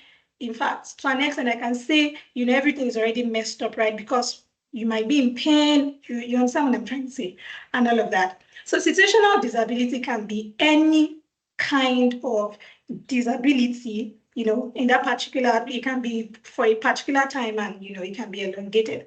So I will be asking Stephanie, I want you to, from your own experience, how do you address or support situational disabilities? Now, you can just highlight one of those disabilities that you personally have encountered, right? And just talk about how you've not allowed that to affect your work, right? And how you've also, you talked about you doing inclusion and all of that, how you've also, maybe policies or anything that you have done to also help other people with any kind of disability that they might be going through at that time. I would want you to maybe highlight a particular, any kind of disability at all that you want to talk about, and you want to talk about how you are, despite that disability, you are still able to do your work very well, right? Probably maybe a strategy or anything that you're using to mitigate against that disability. And also you talked about inclusion and all of that you're doing. So how do you also create a kind of space where people with any kind of disability can still strive despite that disability that they have at that time? All right, thank you very much for that question. And okay, so for creating an inclusive industry, shouldn't be just about hiring more women, right? It's about designing an environment where every woman, regardless of her ability, feels valued and also empowered. And for women with situational disability, I have motor disability. I'm on a wheelchair. So for someone like me now, how you can support me is, okay, you offer remote opportunities for me, or you offer an inclusive work opportunity for me. Yeah. But for women with situational disability, the journey can even be more, complex, as they've often faced both visible and invisible barriers. And one of the most impactful ways that you can help is by implementing flexible work policies, like I earlier mentioned. For example, you have remote work options, or you have adjustable hours for them. These things are not just perks. They are necessities that also allow people with varying needs to thrive. I've seen how giving employees control over their environment and work schedule can, alleviate so much stress. And it allows them to also manage their needs without feeling pressured to conform to a rigid structure. And another area is creating a culture of openness. I believe that organizations should, actively encourage conversations about disability capacity. Because when people feel comfortable sharing their experiences without fear of, oh, somebody is going to, judge them, or somebody is going to look at them in a certain way, it leads to a more supportive and understanding workplace. I don't know if you understand what I'm saying. I remember how liberating it felt the first time I shared some of my own challenges with my team. And funny enough, they could relate. They could relate to some of it, and it was very, very calming for me, because now I feel like, okay, I'm not the only one with this situation. I'm not the only one with this experience. So now I feel like, okay, there's an army behind me that understands me. I don't have to struggle for things as far as my role is concerned. And it's also fostered empathy. It's fostered empathy because everybody was understanding, and it also opened the door for others to share their own challenges as well, because then we understand ourselves, so we know the structures to put in place. And also, I'm very big on mentorship. Mentorship programs can play a big role. When women have advocates in their workplace, it increases their chances of, advancing and feeling seen. And advocates can help to ensure that their unique needs are also recognized, and that they have the same opportunities as everyone else. Thank you. I've been able to answer that question. Perfectly. Of course, you've been able to answer. So again, I'm going to highlight some of the things that you talked about, which, I really love. At the point, I have to actually get a note, right? A practical note and bio to really pen out some of those things. So you talked about flexible hours. Now, for instance, on days where you know that you can't do so much at work, and there are days like that, that how I'm feeling, I cannot contribute so much. So instead of maybe, I don't know, or for instance, let's say this part, especially maybe days. In fact, I'm trying to, because I know it's recorded, I'm trying to not say some things, but let me say it. So for instance, days, monthly periods, days where you are in pain, for those that actually go through pain, right? Days when you are in pain, if I know that my work schedule is actually very flexible, I can decide to, because there are times when the pain is at a peak level. So at that time, I probably just go and lie down. Then other period, I can actually just do my work. Of course, that's also possible because probably that day I'm actually working from home. It makes my life easy. And one of the things you mentioned that I really love is it's not really a perk. Because if you force me to come to work, or you force me to say I must work 9 to 5, at that particular time, I will not be productive. It's just that simple. So it's not really bad. It's like, how will I put it? You're helping me and I'm helping you. I'm able to relax and I'll still get the job done. And of course, I get my money for what I've actually worked for at the end of the day, right? So I love that you put it from the angle that we are not seeing it as just perks. We're seeing it as how to actually, make everybody's life easy and still get the work done. So you talked about openness at work. So it's possible now. Openness at work also goes back to, what HR has already done, All right. So openness at work, I can start a meeting and as I'm talking, talk about how I'm feeling. Oh, I'm not feeling so great today. To an extent, it means that at least if we already have that good culture, people would be, will I say, mindful.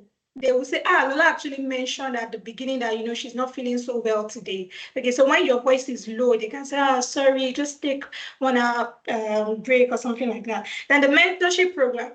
Now I'm talking about some of these things. I'm talking about maybe period pains. For instance, if in an organization we have just 2 ladies and only one of them is at the top, all right, we don't expect men to really understand some of these things. They might know, but they might not really understand because they're not going through it. So we need somebody that has probably heard the complaint of another woman and is at that position that can actually, talk about it. And that's where I see mentorship being important. And Stephanie, I love the fact that, in fact, from how you started and you talked about the fact that you're on wheelchair, it means that nobody on this call has an excuse not to do whatever they need to do. Nobody has an excuse not to try. Nobody has an excuse, not to, because if somebody who is on wheelchair can be thriving, every other person must know that whatever thing that you're going through, there are ways that you can actually, build on it. There are ways that you can actually mitigate and just get work done. All right. So thank you so much, Stephanie. I love all that you have said. So now we are going into another part which I really love, which is wealth management. Okay, so I have more questions for my panelists, but we're talking about we've talked about how to manage. Okay, so we're rounding up. And this is the last part. So we talked about how to manage our mental health. We talked about how to manage our stress level. We talked about how to manage situational disability. So now, how do I actually manage my wealth? So the person I'll be calling now, Mrs. Sinuade, you would quickly introduce yourself, 1 minute or 30 seconds introduction, and you will go ahead and talk about how you think that, or financial strategies basically, that we can use to manage our wealth, right? So hi, Mrs. Sinu, are you here?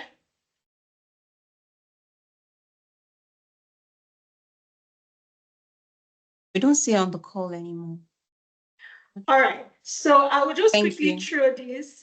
No problem. Thank you very much. So I'll just quickly throw these to the panelists. You don't need to introduce yourself. We've done that already in 30 seconds. Maybe one financial strategy that so after managing stress, how are we securing this bag and saving this money and investing this money?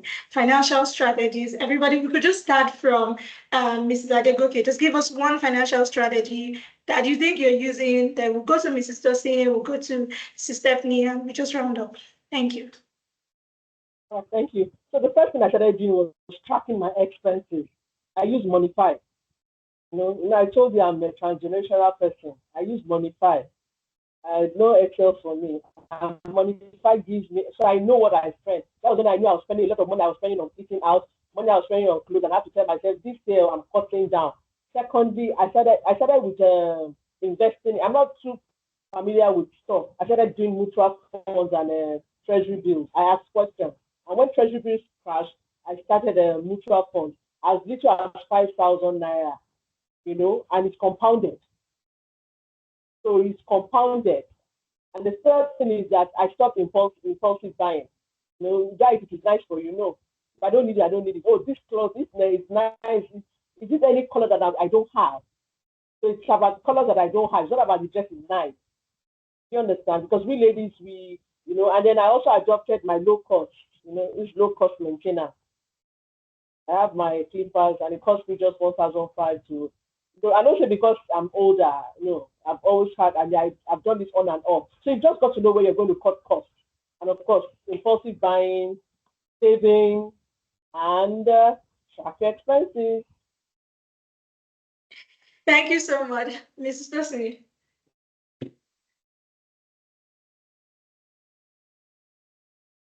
Okay. So, can you increase your maybe Something, or adjust your mic. I can't hear you very well. Can you hear me now? Yes, it's better. Okay. Can you hear me now? So, okay. So I'll say this. One of the things that I like, I heard the last speaker just talk about mutual fund, and I was like, wow, that's amazing because I also do that as well. It's helped a whole lot. I tell people now, don't keep your money in the bank because don't keep it in the bank, keep it elsewhere, shares or whatever. But one of the things that I observed that apart from prioritization is having a time where we say no work time, where you just shut down. Like there was a speaker who mentioned sometimes you might need to put your phone on flight mode. You might need to shut down every other thing around you and just focus and say, I want to rest. I want to intentionally rest because in the tech space sometimes for me personally, because I personally I struggle resting and I'm always learning or I'm studying or I'm trying to do so many things and so I've had to learn that because it helps you work better, it helps you perform better when you rest and when your mental health and when your stress level is minimal. And I also realized that for situational disabilities, there are important tools that help because like when there was a speaker talking about AI. Now I happen to be part of a team where we created a tool codified to help people with disabilities learn. And what it does is that it comes up with some AI questions that will just help you learn easily without stress. So I feel that tech in this time, you said I should do a conclusion, right? So, okay, here's my conclusion speech. In conclusion, I think everybody should establish what works for them and also understand your personality. I'm working on a tool that helps people identify what kind of personality fits a particular tech role because I realized that sometimes people struggle learning which area of technology should I focus on, which area should I go into, and especially non-techie people. So because I'm also passionate about helping people learn and simplify processes, so I'm also passionate about personality types that suit certain tech roles or what I've observed because over the years because I've been in different sectors. One time I was in the legal sector, I met all sorts of lawyers. So I realized that some of them had a certain personality type that when you're teaching them technology, they would ask you 1,000,001 questions because their mind wants to know why are you doing this? Why is this technology? Why does this app work this way? Why does this technology work this way? They want to know. But then I've also worked with people who don't even want to know. Their own is just get it working. I just need the results. I just need this done. So that has helped me to understand that different personality types relate to technology differently. Hence, we need to understand who are we and what we stand to represent. Why are we doing? That's where the question of why comes in. We need to identify that as an individual to know and to understand why are we coming to tech? What does tech have? What part of tech suits my personality more than the other? Thank you so much. I love how you just went, you went around. So I'm going to still talk about everything that's been said. But hi, Miss Stephanie. You got the question. Would you want me to repeat the question? Please do. Please repeat the question.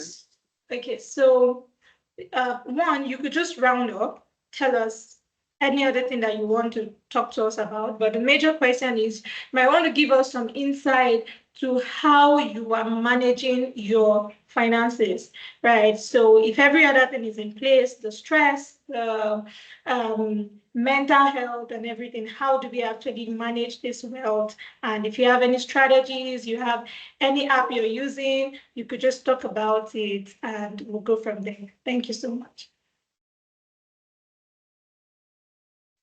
All right. So managing my finances. Okay. So maintaining a work-life balance is something I also prioritize, not only for my mental health, but for also my financial stability. And in this tech industry, the pressure is high and the deadlines are also fast-paced. You have to keep up, and it's very easy to get caught up in working and also in work, and that would lead to burnouts. And I've noticed that when stress is high, we are more likely to make impulsive decisions, whether that's about money, work commitments, or even our personal lives. So to address this is what I do. Firstly, I make it a point to set clear boundaries about around my work hours, especially in my remote work situations. It's very tempting to check emails or continue projects after hours, but I've also found out that these boundaries protect my personal time, and it also allows me to, unwind and also recharge. This step has a direct impact on my financial decisions too, because when I'm not burnt out, I'm more disciplined with my spending. Then I also make sure to schedule regular breaks throughout the day and prioritize downtime after work. Whether it's maybe it's reading or maybe it's just talking to my friend, these breaks helps me to avoid feeling overwhelmed and also reduces the urge to make impulsive purchases. And also knowing I have time set aside for relaxation keeps my mind calm, which supports thoughtful financial choices. And also, my physical and mental wellness is also a big part of my strategy. I invest in wellness activities like I listen to music, I pray, I'm actually saving money in the long run. Yeah, I also, like one of the speakers mentioned, I also practice mindful spending.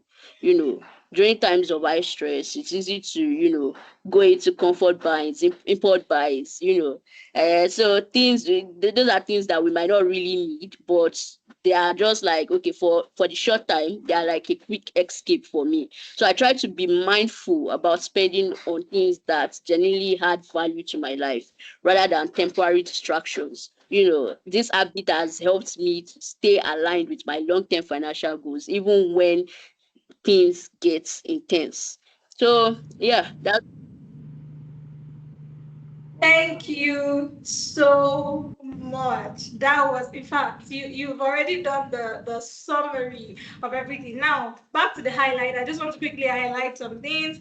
So the first speaker talked about tracking your finances. At times, right, you already budgeted that, okay, of course, budgeting. So you already budgeted that I want to spend maybe $200 for this month, or sorry, 200,000, whatever amount that you plan that you want to spend. And you don't, if you're not tracking, you would not know that you've actually spent everything. So please, one thing you want to do, right, when you get all those receipts, if you've not maybe written it down somewhere, don't throw it away. I have so many receipts here. I do not throw away receipts until I've written everything down. I'm sure that we're on track. All right. So another thing is boundaries. Please create boundaries. Take several breaks as you want to, take. I hear some of the speakers really talk about boundaries. Every other thing works together. If you're resting well, you're managing your stress well, you would not be having breakdowns where you'll be spending your money so much on health, right? Another thing also is to have health insurance.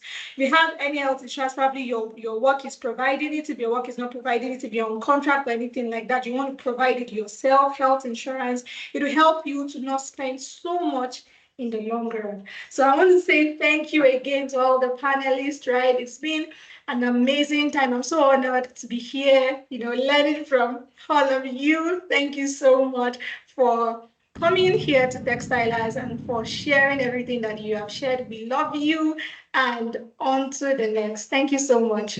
Bye, everybody. Yes, maybe the cover. Amazing. Thank you, our wonderful panelists. Thank you so much, Omolola, as well. If you're excited about the conference, please let's put out a tweet. Let's put out something there on LinkedIn as well. Let's use the hashtags. Let's tell people the amazing insights that we have gotten so far from our great speakers and panelists at the session today. All right, Titi, back to you. Thank you very much. And welcome back to the community's members corner. So introducing our next speaker is Rebecca Oburotha. She will be sharing her journey as a Microsoft community super user in the Power Platform space. And please help me welcome Rebecca as she introduces herself, because nobody can talk about themselves as yourself, right? So Rebecca, over to you. That is so correct. Hello, everybody, and welcome to TechStylers EvolveCon 2.0. I was at 2.1 last year, and I feel really privileged and humbled to have been invited to speak. All right, so I'm also a University of Greenwich in the UK alumni, part of that community, and recently I've been matched with a mentee, which means over the next 6 months I'm going to be mentoring a student at the University of Greenwich. Okay, and my industry experience spans the UK energy industry, EDF Energy. For finance, I've worked at GT Bank in the UK for about 6 years. I've recently worked also in a pharmaceutical consulting company, and currently I work within the education and technology space. So about how I started, I was within the operations team within a big infrastructure company, and I've been hearing about project management, and I thought I'd like to give this a go. And this is way before tech came into space, into thinking about tech as a career. And so the transition journey didn't really start until 2020, when I was put on a Windows 10 deployment project. I wasn't actually put, I asked to be on it. And then I was told to also prove myself and do some other tasks, which I did. So I put together a use case, and then my boss said, okay, go and interview for the position. And then I went off, and it was an amazing year of really helping end users, about 44,000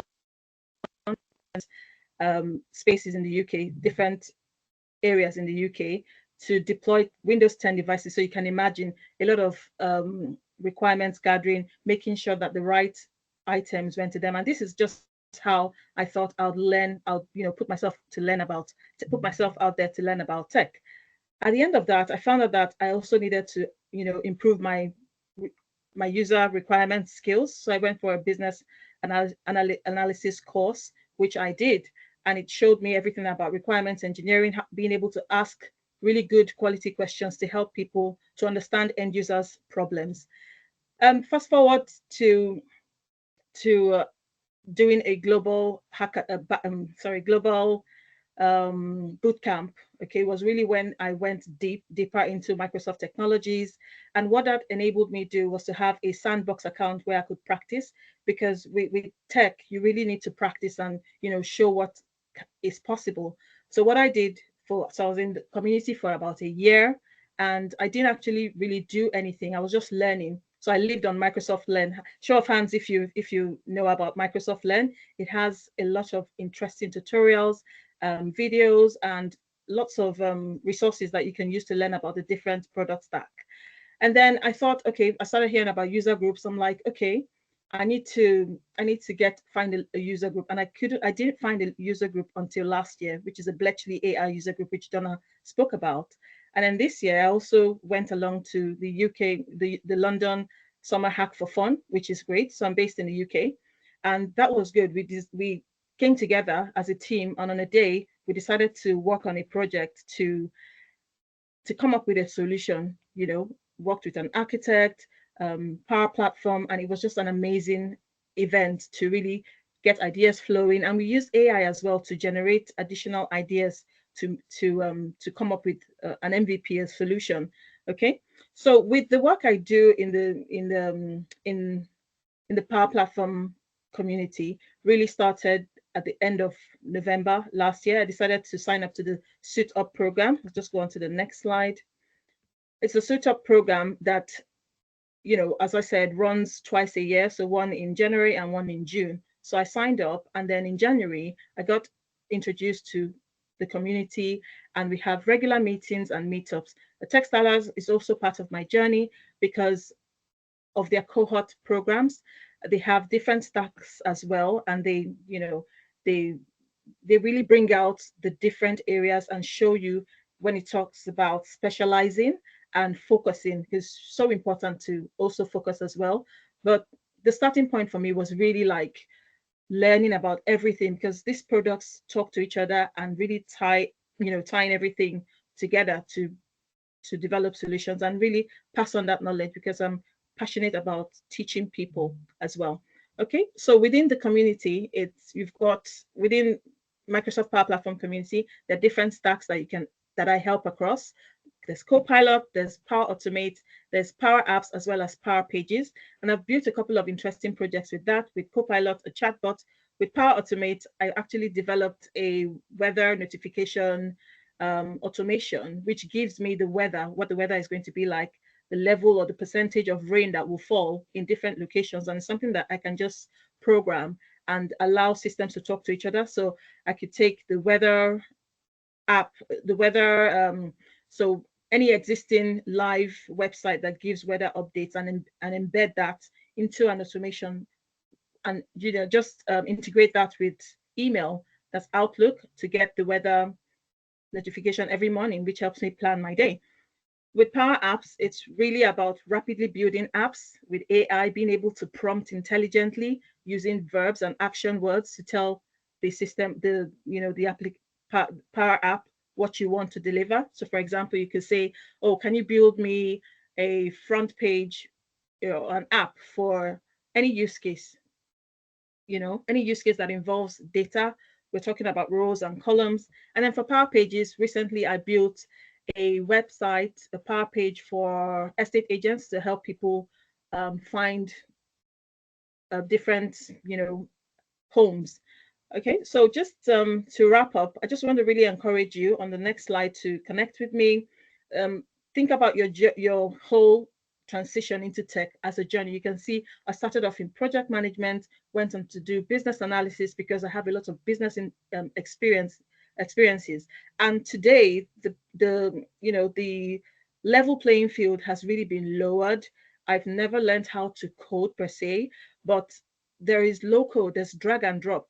Those are the kind of things that I like to do as well. I love to help people. I like to mentor and teach people. A lot of the times people come to me and we start having these career conversations, or where should I go and what should I be? I'm thinking of a career in this field. What do you think? How do I start? What's the starting point? So I'm really excited about this tech journey that I'm on. And as of today, I work for an employer who's a training company, and what they do is to really help you to transition your career into tech. So big kudos, come connect with me. And I'd really want to thank the organizers of TechStylers Conference, from MJ to Lara to Titi and everyone. And I think, yeah, that's it. Just keep on learning. Keep learning. Go on to Microsoft Learn. Learn as much as you can and connect with people within the community. It's a really friendly community. And yes, good luck with your tech journeys. Thank you very, very much, Rebecca, for sharing your empowering journey with the Power Platform space. And that will bring us to introduce our last speaker in this segment. Just a moment. Oh. Okay. All right. So, yes, our last speaker for today in this segment is Anueyiagu. That's Anueyiagu Tenibiaje. Sorry, sorry. I hope I do more than your name. So Anueyiagu Tenibiaje will now guide us through an exciting AI Power BI demo. So Anu is a Microsoft certified data analyst, and she's known for her ability to transform complex data into actionable insight through engaging visualization. And additionally, she is a passionate advocate for women in tech and she's committed to using Microsoft or any technology at all for business growth and social impact. So for me not to take much of our time any longer, so Anueyiagu is going to be demonstrating how to leverage, that's a topic, creating a dashboard in 10 minutes. That demonstrating how to leverage AI in business intelligence for impactful dashboard. So Anu, it's over to you. Can you take it up? Thank you. Thank you. Thank you so much. Thank you so much, Lara, for the introduction. I want to say a big thank you to the conveners of TechStylers for this wonderful platform. Thank you so much. Please, I want you to a round of applause for FOP and MJ. Thank you, thank you, thank you. So please, I'll be sharing my screen now. Please let me know when you can see my screen. Yeah. Can we see my screen? Is my screen up? Yes, it's up. Okay, thank you very much. So we're going to be assuming right now that I'm a data analyst for a company involved in selling of beverage, and there's been a little bit of maybe decrease in sales, and the manager wants us to like drill down into our data for the year and see where things are happening, where is sales decreasing, where is profit increasing, so that we can actually take some decisions to boost sales for the rest of the year. So I'm going to walk us through this dashboard, how I got to create it just in few minutes. As you can see, these are total sales, some of units, some of operation units, and these are total sales by month, and these are total sales by state. We can zoom in and zoom out. And this dashboard is very, very interactive. As you can see, if you click on any of the beverage brands, the values decrease, the values change, the figures change. So let's start. So firstly, we know Microsoft Power BI always has it's a very soft life kind of application. So in case you don't know, you can always use AI-enabled visuals here, such as Q&A, key influencers, the composition tree. Also, these narratives that will help you to build your visuals in a matter of minutes instead of having to, scratch your head for like hours before you. So if you wanted to use this Q&A, for example, this is our data. So to get to this page, all we have to do is just get data from our own page, get data, then you import your, Excel file, maybe you're importing from SQL server database. Anyhow, you want to get data into Power BI. So I have just imported data. This is it by the side here under the data pane. So we have, these are just the fields in the data table. So this is our data table, beverage brand, city, days to deliver, delivery company, invoice date. So there's a date hierarchy, year, quarter, month, day, operating margin, operating profit price per unit, region, retailer sales, total sales, unit sales. So firstly, we're gonna have a kind of structure to this. So we're gonna insert, gonna try to create an header for this dashboard. Okay, let's just call it Evolve. Let's just call it Evolve on sales dashboard. Right? So I'm going to increase the font.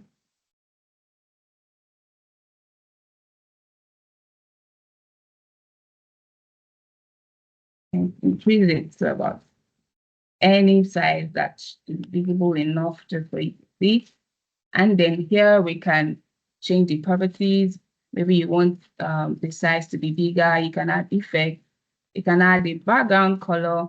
Here I can go with this. What we can see is that the visuals, the text in it has gone up. So I'm going to change that now to the font color. I'm going to change it over here. And I'm going to give it a white so we can see that's better. I'm going to drag it. So this is just kind of like giving a little bit of structure to your report.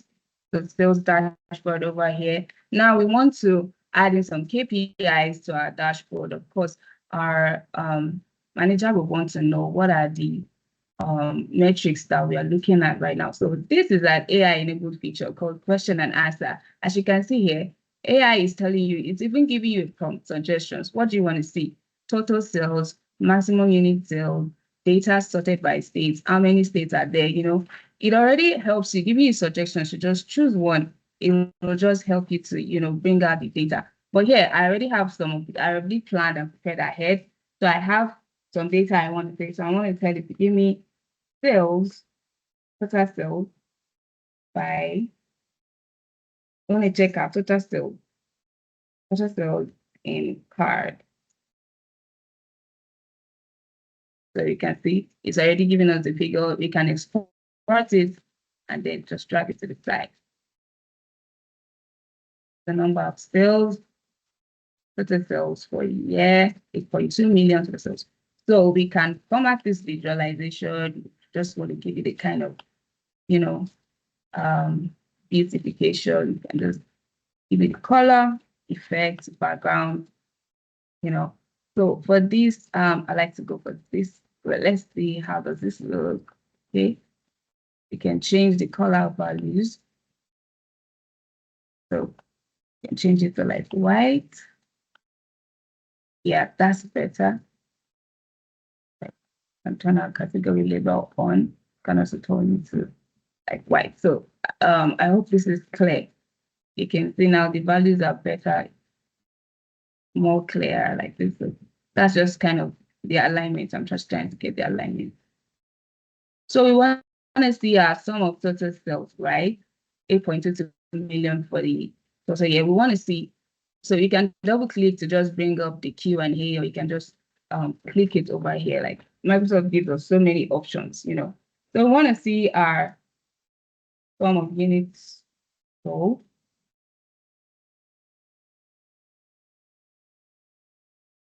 You can see it's already even giving you the values already. 16 million, right? So you can just export it. Bring it out. Okay?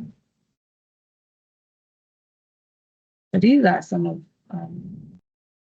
of our units. Okay, so to make things faster, I can just like Control C and Control V. That's like to copy and paste our values, our visual, to make our work faster. So I have 4 KPIs I'm gonna, be showing.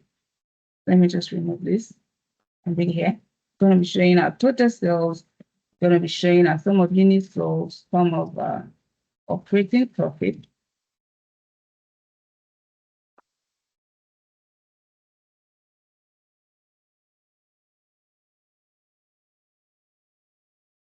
So thanks to the grid lines, everything is aligned, and we can also show like average price. Okay. So here I'll just change the figures. Instead of total sales, we can just bring in the average price per unit. Okay, sum of units sold instead. Okay, great. So for this, instead of sum of units sold, we can just use our operating profit, because that is very important. We want to be seeing the values, right? Because our KPIs are very, very important. So I'm going to be clicking on this in our operating profit. So for the last KPI card, we're going to be using our average price. So there's a summarization that Power BI does. So instead of summing it up, you might want to use average, because there's no reason to, summarize our price per unit. So you just put it in average, right? So we can just bring that over here. And better here.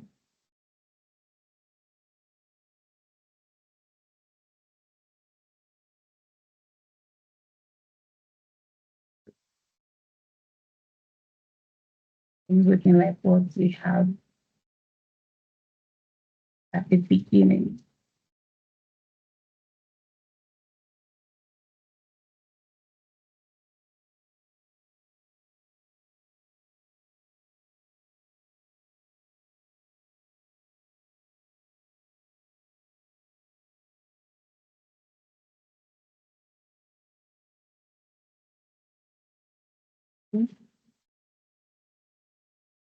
So you can just follow the grid lines to make sure it's all aligned.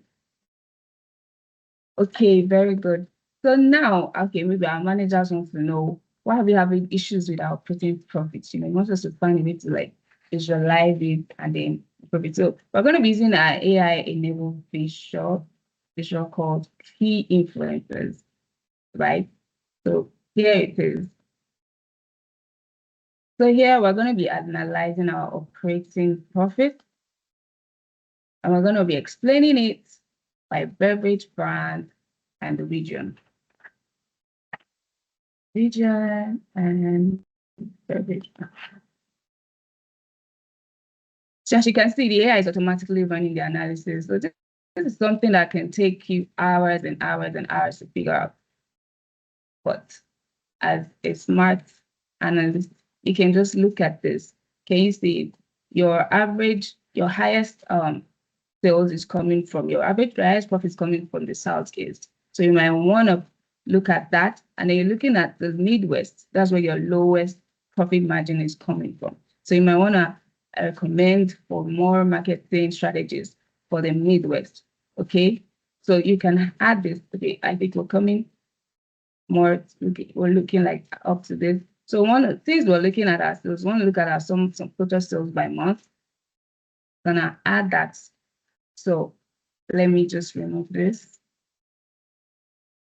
We're gonna look at our sum of total sales by month. The Q&A, gonna look at sum sales by month.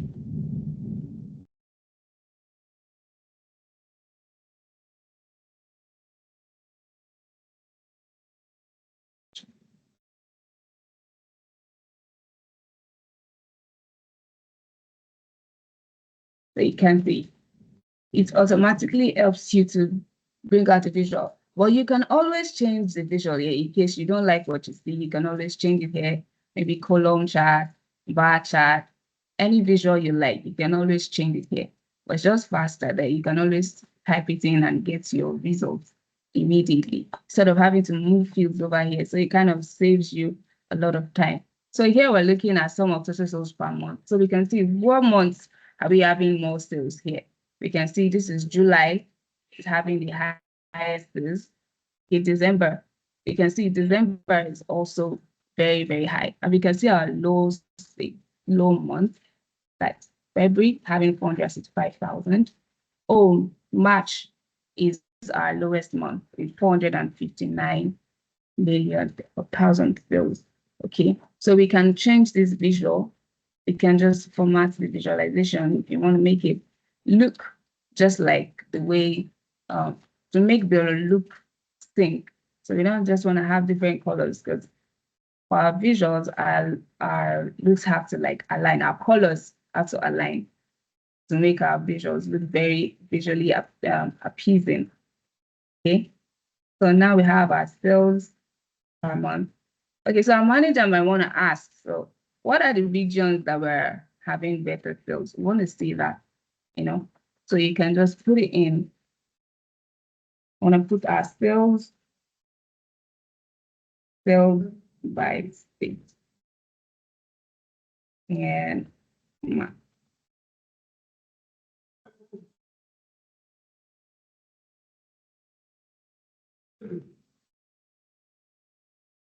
so you can see very, very, very, very obvious.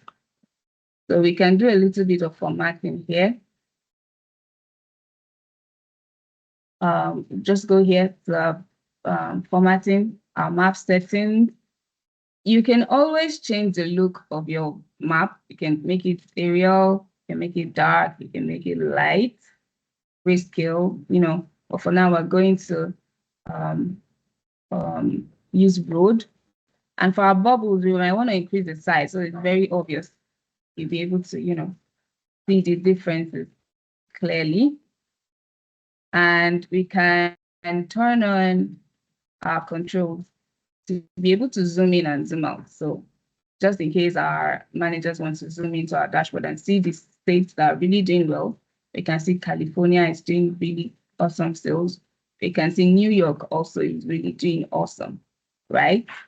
So we can see, and the lower ones too, we can see them over here. So, all right. And then we can also look at the next AI visual that we can see here called the composition tree. It is very, very, very, very, very, very useful and very insightful in case you want to look at where is this sales coming from? What state exactly? What state exactly is this sales coming from?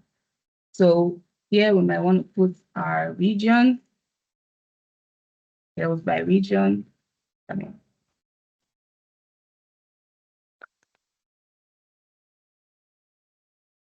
So this AI feature is very powerful because it helps you to dig into insights on your data. So you click on this plus sign. You look at the high value, it looks at the high and low value. AI automatically helps you to explain where your most sales are coming from. Look at from the west, northeast, southeast. You can see if you want to dig deeper and you want to go higher, it will also, okay. Here I have to put the region, state, and city. Great. So here it can help you to also look at the high values. You look at the high values, where are most sales coming from at the west? So we can see California has the higher value. We can dig deeper to go into the city. So we can see the more sales are coming from San Francisco, right? San Francisco has the highest sales. Also, if you want to go check the low value, maybe you want to look at where your low sales are, you can just go back here, look at the low value sales. It automatically shows you, right? Omaha is doing the lowest here. We can dig deeper and look at the low values, more low values. Where is this coming from? Oh, from, okay, in the Midwest, but it's giving you automatically the least value. Omaha is in the Midwest, right? Okay, that's another AI-enabled feature that you can use to, check insights in your data. Also, finally, I'm going to be talking about this, adding, interactive features like slider to your dashboards. Yes, thank you very, very much. Wow, thank you so much for this the opportunity. demonstration. Yes, yes, yes. And thank you so to much. Cephas, Rebecca, and Anu for showing us and sharing with us your journey and your skills. And truly, your presentation today has really reflected and highlighted the transformative power of our community. So thank you, and thank you everyone. So much. Thank you. Yeah. Thank All you right. so much, Thank you Anu. so much for the opportunity. Yeah. So I just want to say thank you so much, Anu, and thank you. So we'll be looking to bring you in as a mentor for the next Tech Deep Dive. Oh, wow. Thank you so much. That'll be a pleasure. Thank you. I think we have a All few right. All right. calls. Let me just. Thank you. Thank you, everyone. It would be nice if you can drop your question. Please, apologies, because we really need to round off because we are very particular and we have time management skills. We are very particular about time. And there's a very big announcement I want to make. So for those of you that are here, people that came in right on time, at least first 5 people, hopefully, that came in right on time, and other people we are going to pick randomly, maybe people that have participated actively during this session. There are goodies for you. And I'll mention those goodies before I round off and give a vote of thanks. Microsoft has given us 100% vouchers for all Microsoft exams. So I need you to send some love and appreciation and tell Microsoft thank you. 100%. You know what that means? I mean, an average of the exam is over $400. So you can imagine how much that is. So I need to see, we're going to go through this and see the people that have been very, very active, and people that are ready to take the exam. So there's a caveat, and the caveat is that you have to write the exam before the end of December. We're going to have a community, a community of people that are interested, and we're going to mentor them, help them through the exam, help them through the tracks, and make sure that they write the exam. Please, if you know you're not interested in writing this exam, do not apply so that we have opportunity. We have hundreds of people, that are willing to write the exams, and it will be unfair if you come forward to say you want to write the exam and you eventually don't write the exam. We can't afford to waste money and the voucher. And so we're happy to let you know that 30 vouchers are available. And again, we are also happy to announce to you that there's another partner that we have that is willing to give us free training using the platform of Ashim. Can we give a round of applause, please? Free training and free certification exam as well. And it's on digital marketing. So for those of you that are here, please, please, please make sure you partake in this and make sure you're part of it. Please make sure you join our community as well. We'll be glad to have you. Talk to a friend and a friend and a friend, and please join the community. So having said that, Fortune is here actually to explain the modalities of the digital marketing. So I don't know whether we can just give him like 2 minutes to quickly let us. Absolutely. Yeah, Fortune, Okay. I'm so sorry. So I'm going to allow your mic and your camera, if you want to turn it on. Please, can you just quickly unmute and let us know the modalities of the digital marketing? Thank you. Hello, Fortune, are you there? Yes, can you hear me? Okay. Yes, we can hear you, please. Good evening, everyone, and thank you very much for this opportunity. It's always not good to speak last, so I wonder how I'm going to. No, but don't worry. We have a platform where we can reach people, and that's not an issue. Yeah. Okay, thank you very much. My name is Fortune Tamunoko Granville. I'm a project management professional and the capacity building expert. The project consultant and team lead for Next Factory on our Tech Bridge program. The Tech Bridge program is a digital skills training program for youths, 18 to 35, with special focus on women. We are striving to get 60% women and 40% men, but I think we're even over 60%, and also special needs. But we have not been so lucky in that regard, but we are still trying to put some efforts to get candidates or participants rather that fit into that category for the program. So we actually have 4 courses that we are training on: digital marketing, front-end web development, design, and product management. But we started the training 2 weeks ago, and before my conversation with Madam Veronica, the only slot we have now is digital marketing. So that is why we are offering that to Hashem. We actually have about 20 to 30 slots. So if we can get participants to enroll. So the program is under the Ideas Project, and is being implemented by the Federal Ministry of Education and the National Board for Technical Education, that is NBTE, with funding from the World Bank. So it's a 1-year program. The first 3 months is for technical skill set in your track area, that is digital marketing. Then the last 2 weeks of that training will be for soft skills. We don't just want to train them in their technical skill. We also want to train them in basic things such as CV writing, communication, emotional intelligence, and what have you. So it's a 3 months training, 2 days physical and 1 day virtual every week for 10 weeks. Then the last 2 weeks that will round up the 3 months, they will use for their capstone project. But something that is also interesting about this project is that we are also going to certify them. So it's not just the regular, you attend the training by the firm and we give you like a certificate of attendance. No, we are going to certify them an external body. So we've partnered with computer professionals of, sorry, I'm trying to be fast because of the 2 minutes. We've partnered with computer professionals of Nigeria, CPN.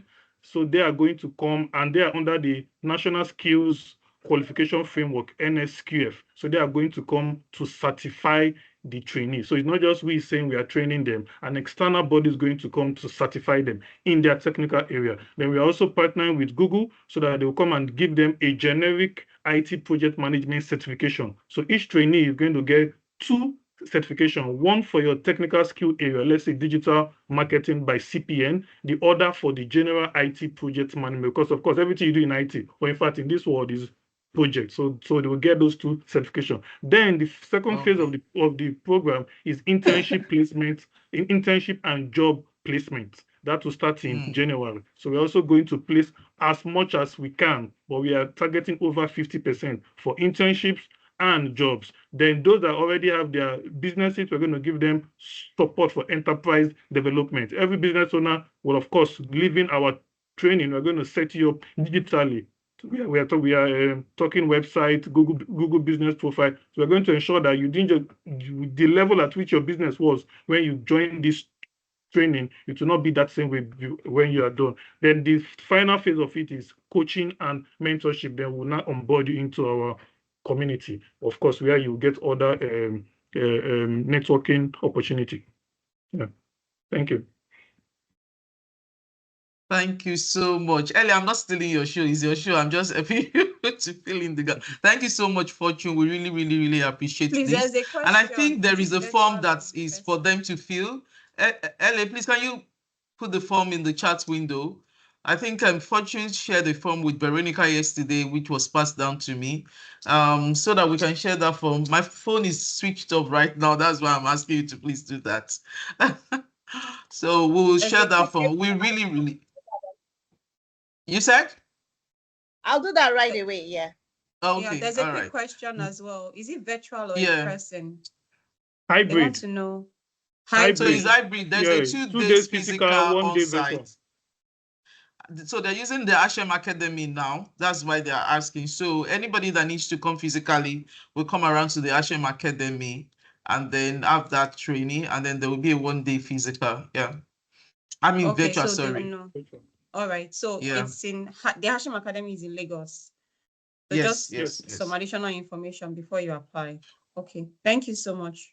Okay, so Fortune, I think I would want to go on. I want to write on Foyin's question. So we have some female women that we also host in the North that are also doing this TechStylers program. How do they get to benefit from this, considering that the training happens physically in Lagos and they are in the North?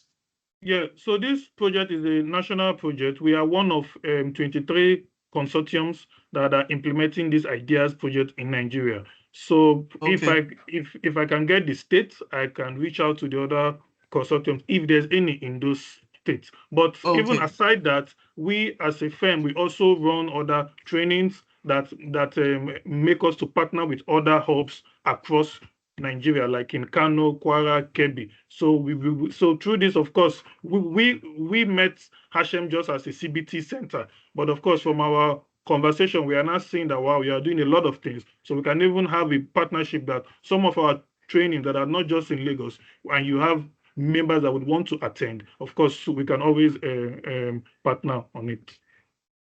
All right, lovely, fantastic. Thank you so much for that. All right. And we really appreciate the good gesture. We really appreciate it. And we are looking forward to doing more than this, really. You've known TechStylers today, and you've known us also.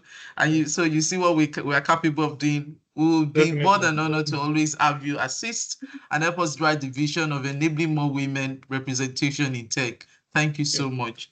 All right, then. Yeah, you're welcome. So, Ellie, your show, please. Is our picture.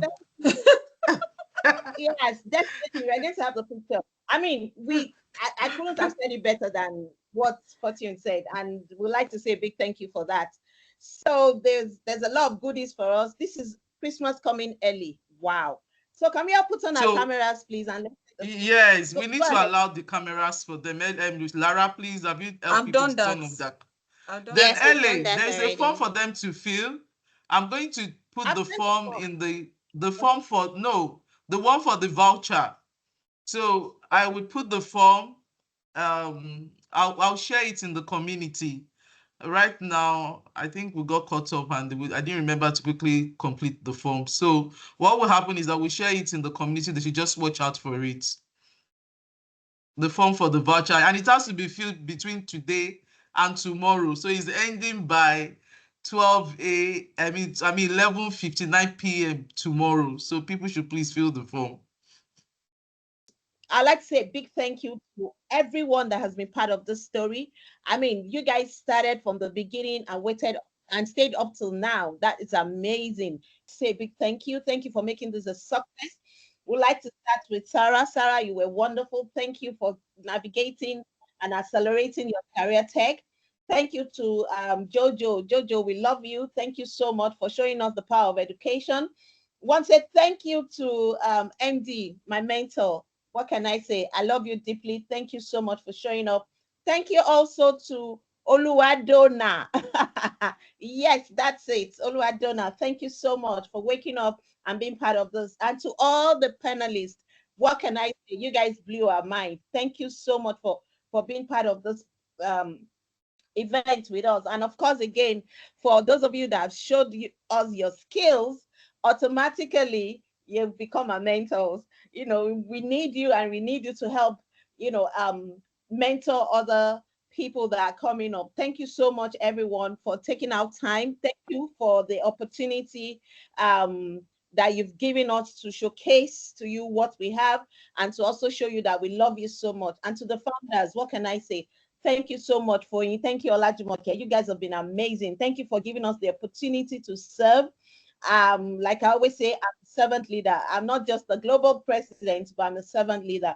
Thank you for this opportunity. We love you. For those of you that have logged in from North America, from Europe, from UK, from Africa, all over the world, we want to say we love you and thank you so much. We'll see you next year, and God bless you. Let's show some love. Thank you.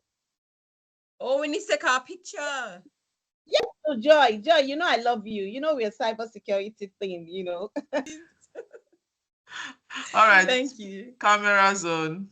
Ellie didn't give me the opportunity to introduce her because she's, you know, as an exec, she doesn't want us to take any more time. I had the slide that Lara had prepared, ready to give her the red carpet entrance as our global president. Thank you. But please join my LinkedIn. Let's all post our LinkedIn. I just don't want to, you know, I want us to be known for keeping to time. Apologize for that. But please, you know, join our LinkedIn. We'll be happy to have you. Who is a camera person? Who is helping us with pictures? I'm taking some from here. Please let everybody say cheese.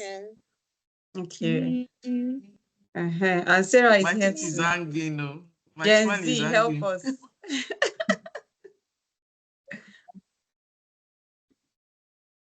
Everybody say EvolveCon.